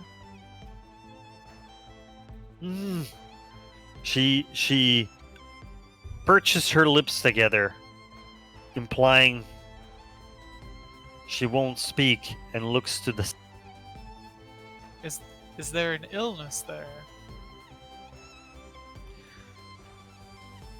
She says, "I cannot say." If you wish us to discover the secrets of this land and help your prince, then surely we must. You must share any information that might be relevant. What's in this windmill? Says it is an evil place. You must avoid it. But I mean, we need to fight all the evil in this land, do we not? She says, "I will not tell you, for I am afraid of the punishment that will be inflicted on my people if I..." Punishment? Who would punish you? She says, "The land, Strahd, who knows? Everything is here is back. Okay. Madam Eva, Wow. Do not underestimate the potency of a curse." Madam Eva, when is the last time Strahd showed himself? Strahd showed himself last in the village of Barovia to the southeast.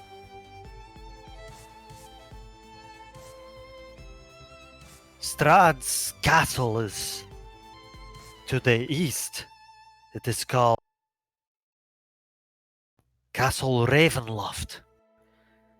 It is named after his mother, his beloved mother, Queen Revanovia. Strangers are not welcome there without an invitation.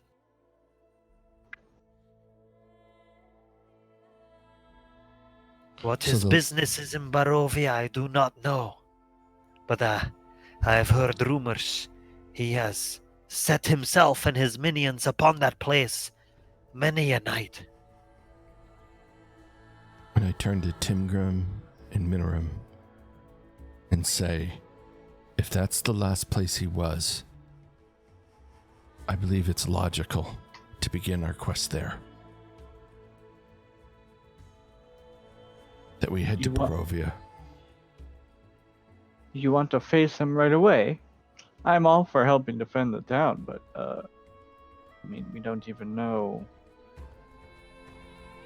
what his curse is, or even how to get rid of it. If he's powerful enough to affect this whole domain, then I mean, it might be unwise to face him so early, don't you think? Perhaps Madam we'll be Eve. able to enlist help from some of these figures mentioned in the Gypsy's cards. There's an ancient wizard that might have, well, a wizard's tower that might house knowledge of how to combat this evil, and a broken one, a wizard that's insane but powerful. Like Dira. Hey now. Like that. Hey now. So just pat him lightly on the shoulder, like, yes, we know. Don't worry, we still appreciate. But Madam Eva, do you know if Strahd is still in Barovia? Strahd cannot leave this place. It is part of his curse. Barovia is not a real land anymore. It is a separate domain on a different plane. But but can he leave the city though? Barovia is the whole domain. The city Oh. is named after the domain, but it's not all. Do you But know it- if he's but- in the city of Barovia? No, Strahd. He lives in his castle, Ravenloft. But he sets upon his domain like a falcon sets upon a mouse.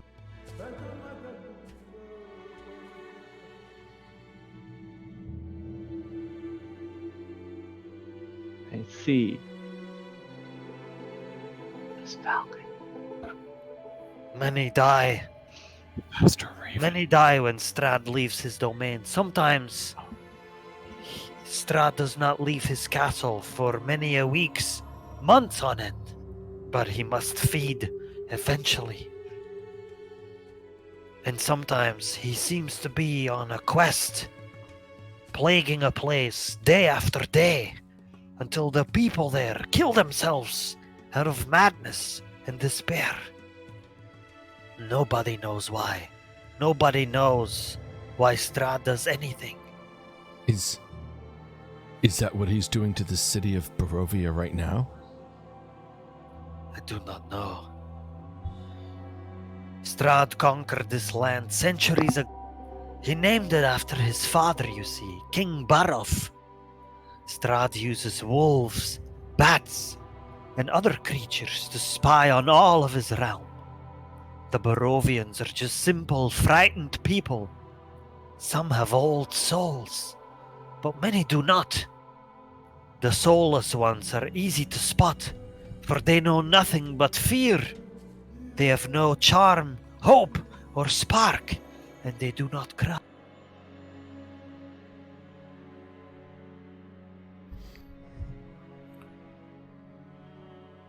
Timgrim, where should we begin?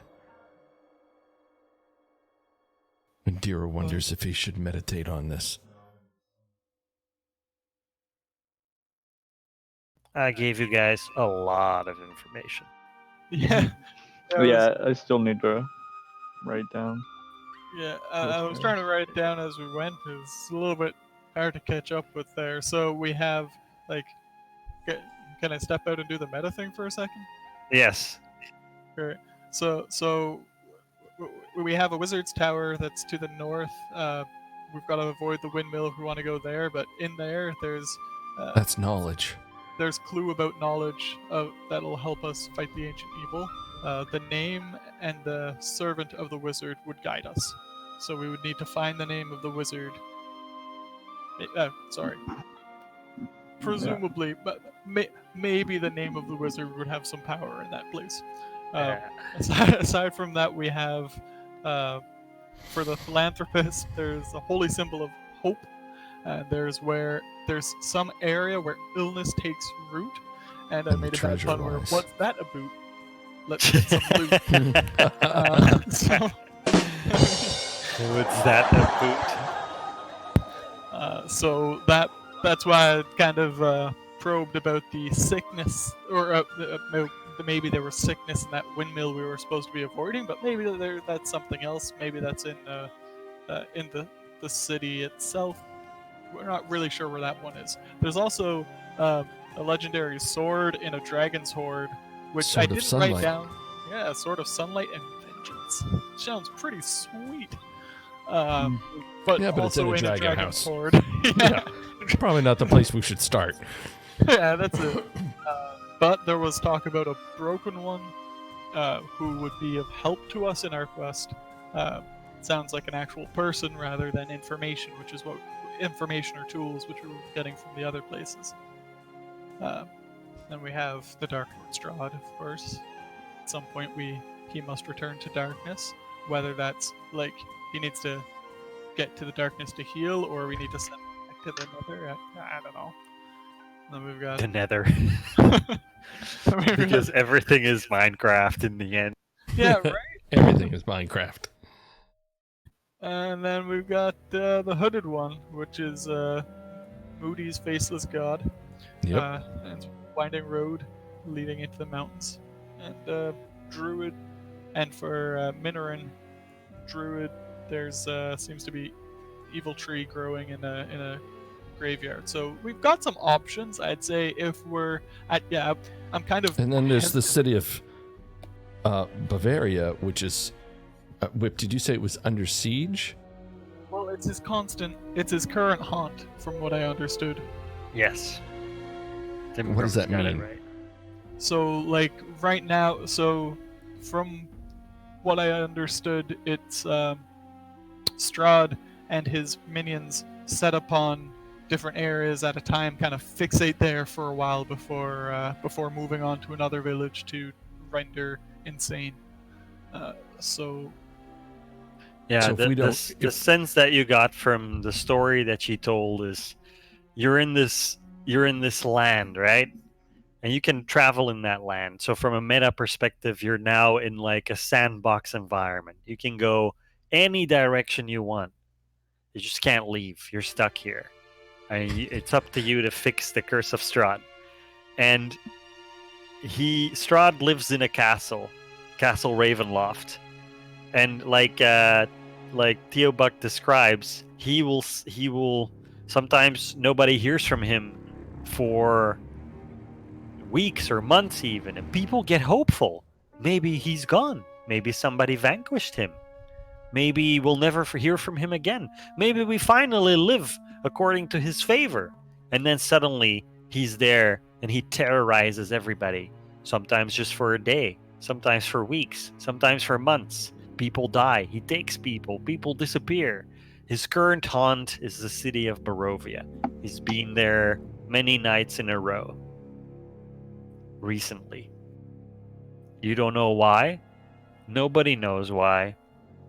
Maybe in Barovia somebody knows why.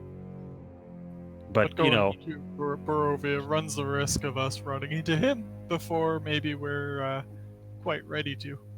Yeah, but if we don't do anything for that city, the whole city's going to go insane? Is that what I heard?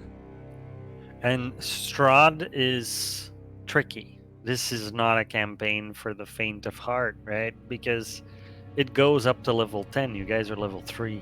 You could very well wander into an area that's level 9 and find out very quickly what you're made of. Blood and So guts. So Yeah. feel the fear. A sack Feel the lying- fear. Yeah, lying on the floor, salty goodness. Let's like from a game perspective for your characters, let's call it a night here. We can continue to talk about your situation before we wrap up. Okay. But let's not venture out tonight still, because this is a can of worms you guys are about to pry open. So we're not going to shut down the stream just yet. We're going to talk through what's ahead of us. Is that correct? Is that what you're saying, Whip? Yeah, Okay. your character's good or whatever Yeah, okay. if you want to continue. But I don't recommend venturing out. It's night Understood. anyway. Understood. Yeah, I agree with that course of action. Yeah. So I the would way say. I see it, Go ahead, Tingram. yeah, like definitely the Dragon's House. Yeah, Out. that's probably the level 9 place or something. Yeah. I would say that's it out. would- I wouldn't be- say. I wouldn't say. well, I you mean, won't know anyway until you go. yeah, it's true. But um, while Tim Grom's all about the like fighting for glory and riches, and the idea of a magical sword, it's probably something that piques Minoran's interest as well, because that's what heroes have, magical weapons, right? Oh yeah, for sure. I mean, she's all about magical weapons. She's not a whole lot about magical swords. That longsword did her dirty, and she doesn't like it. Did do her dirty. Heroes are all about actions too. She's just interested in vanquishing great evil, all that jazz. She's never seen a pine tree before. No, she hasn't. It must be so strange riding a horse. Never seen a horse before. Yeah, like she thought it was really weird for the first little bit, but then she got used to it. She kind of liked just being like close with this animal companion. Like, oh yeah, this is great. Let's go, Reef. Let's have a journey. Got her posting trot on. Mhm.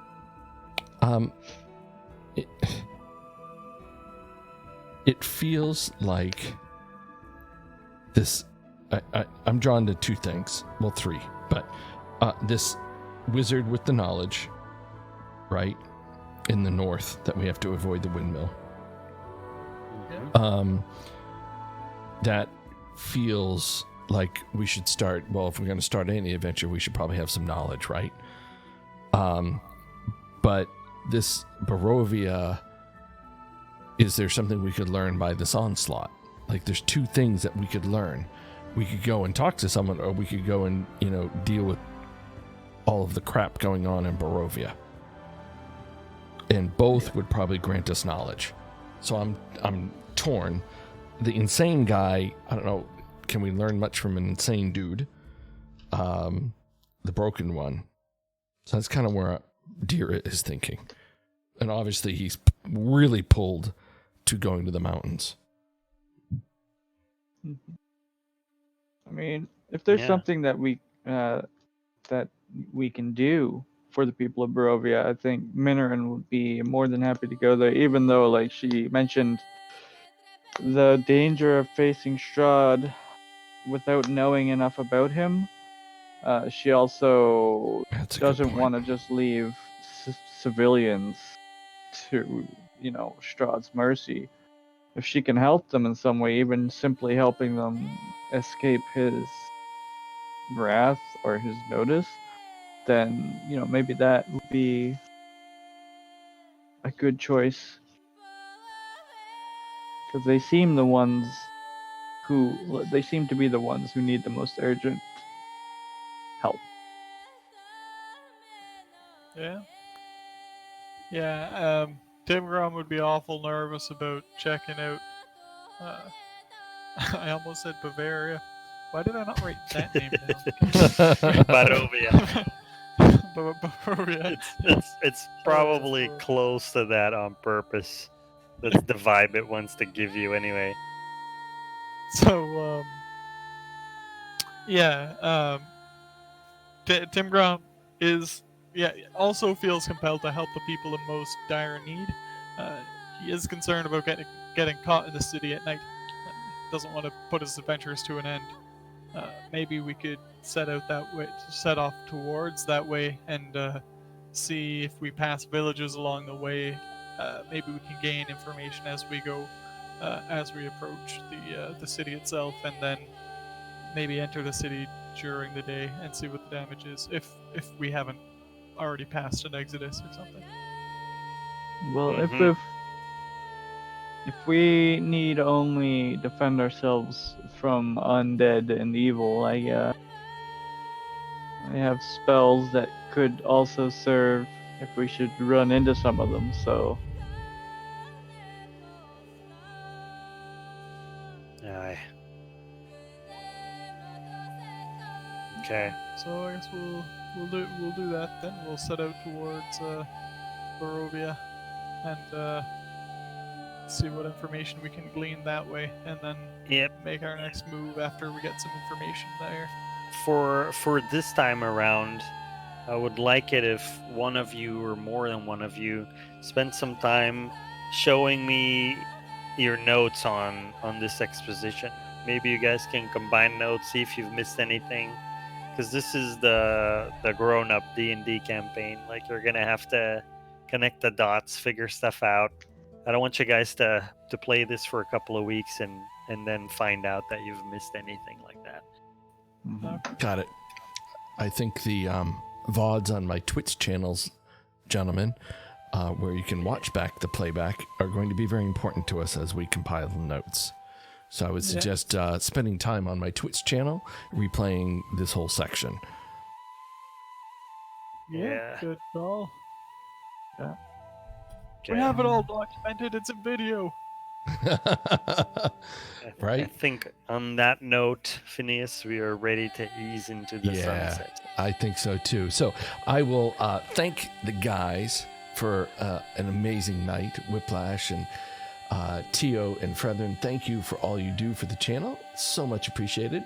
And for everyone else hanging out in the channel, thank you very much. If you enjoyed what you see, give that follow button a strike and hang out with us. This is episode 1 of the Curse of Strahd. So come back. We play each weekend. We look forward to sharing this with you. And until I see you again, I'll see you when I see you.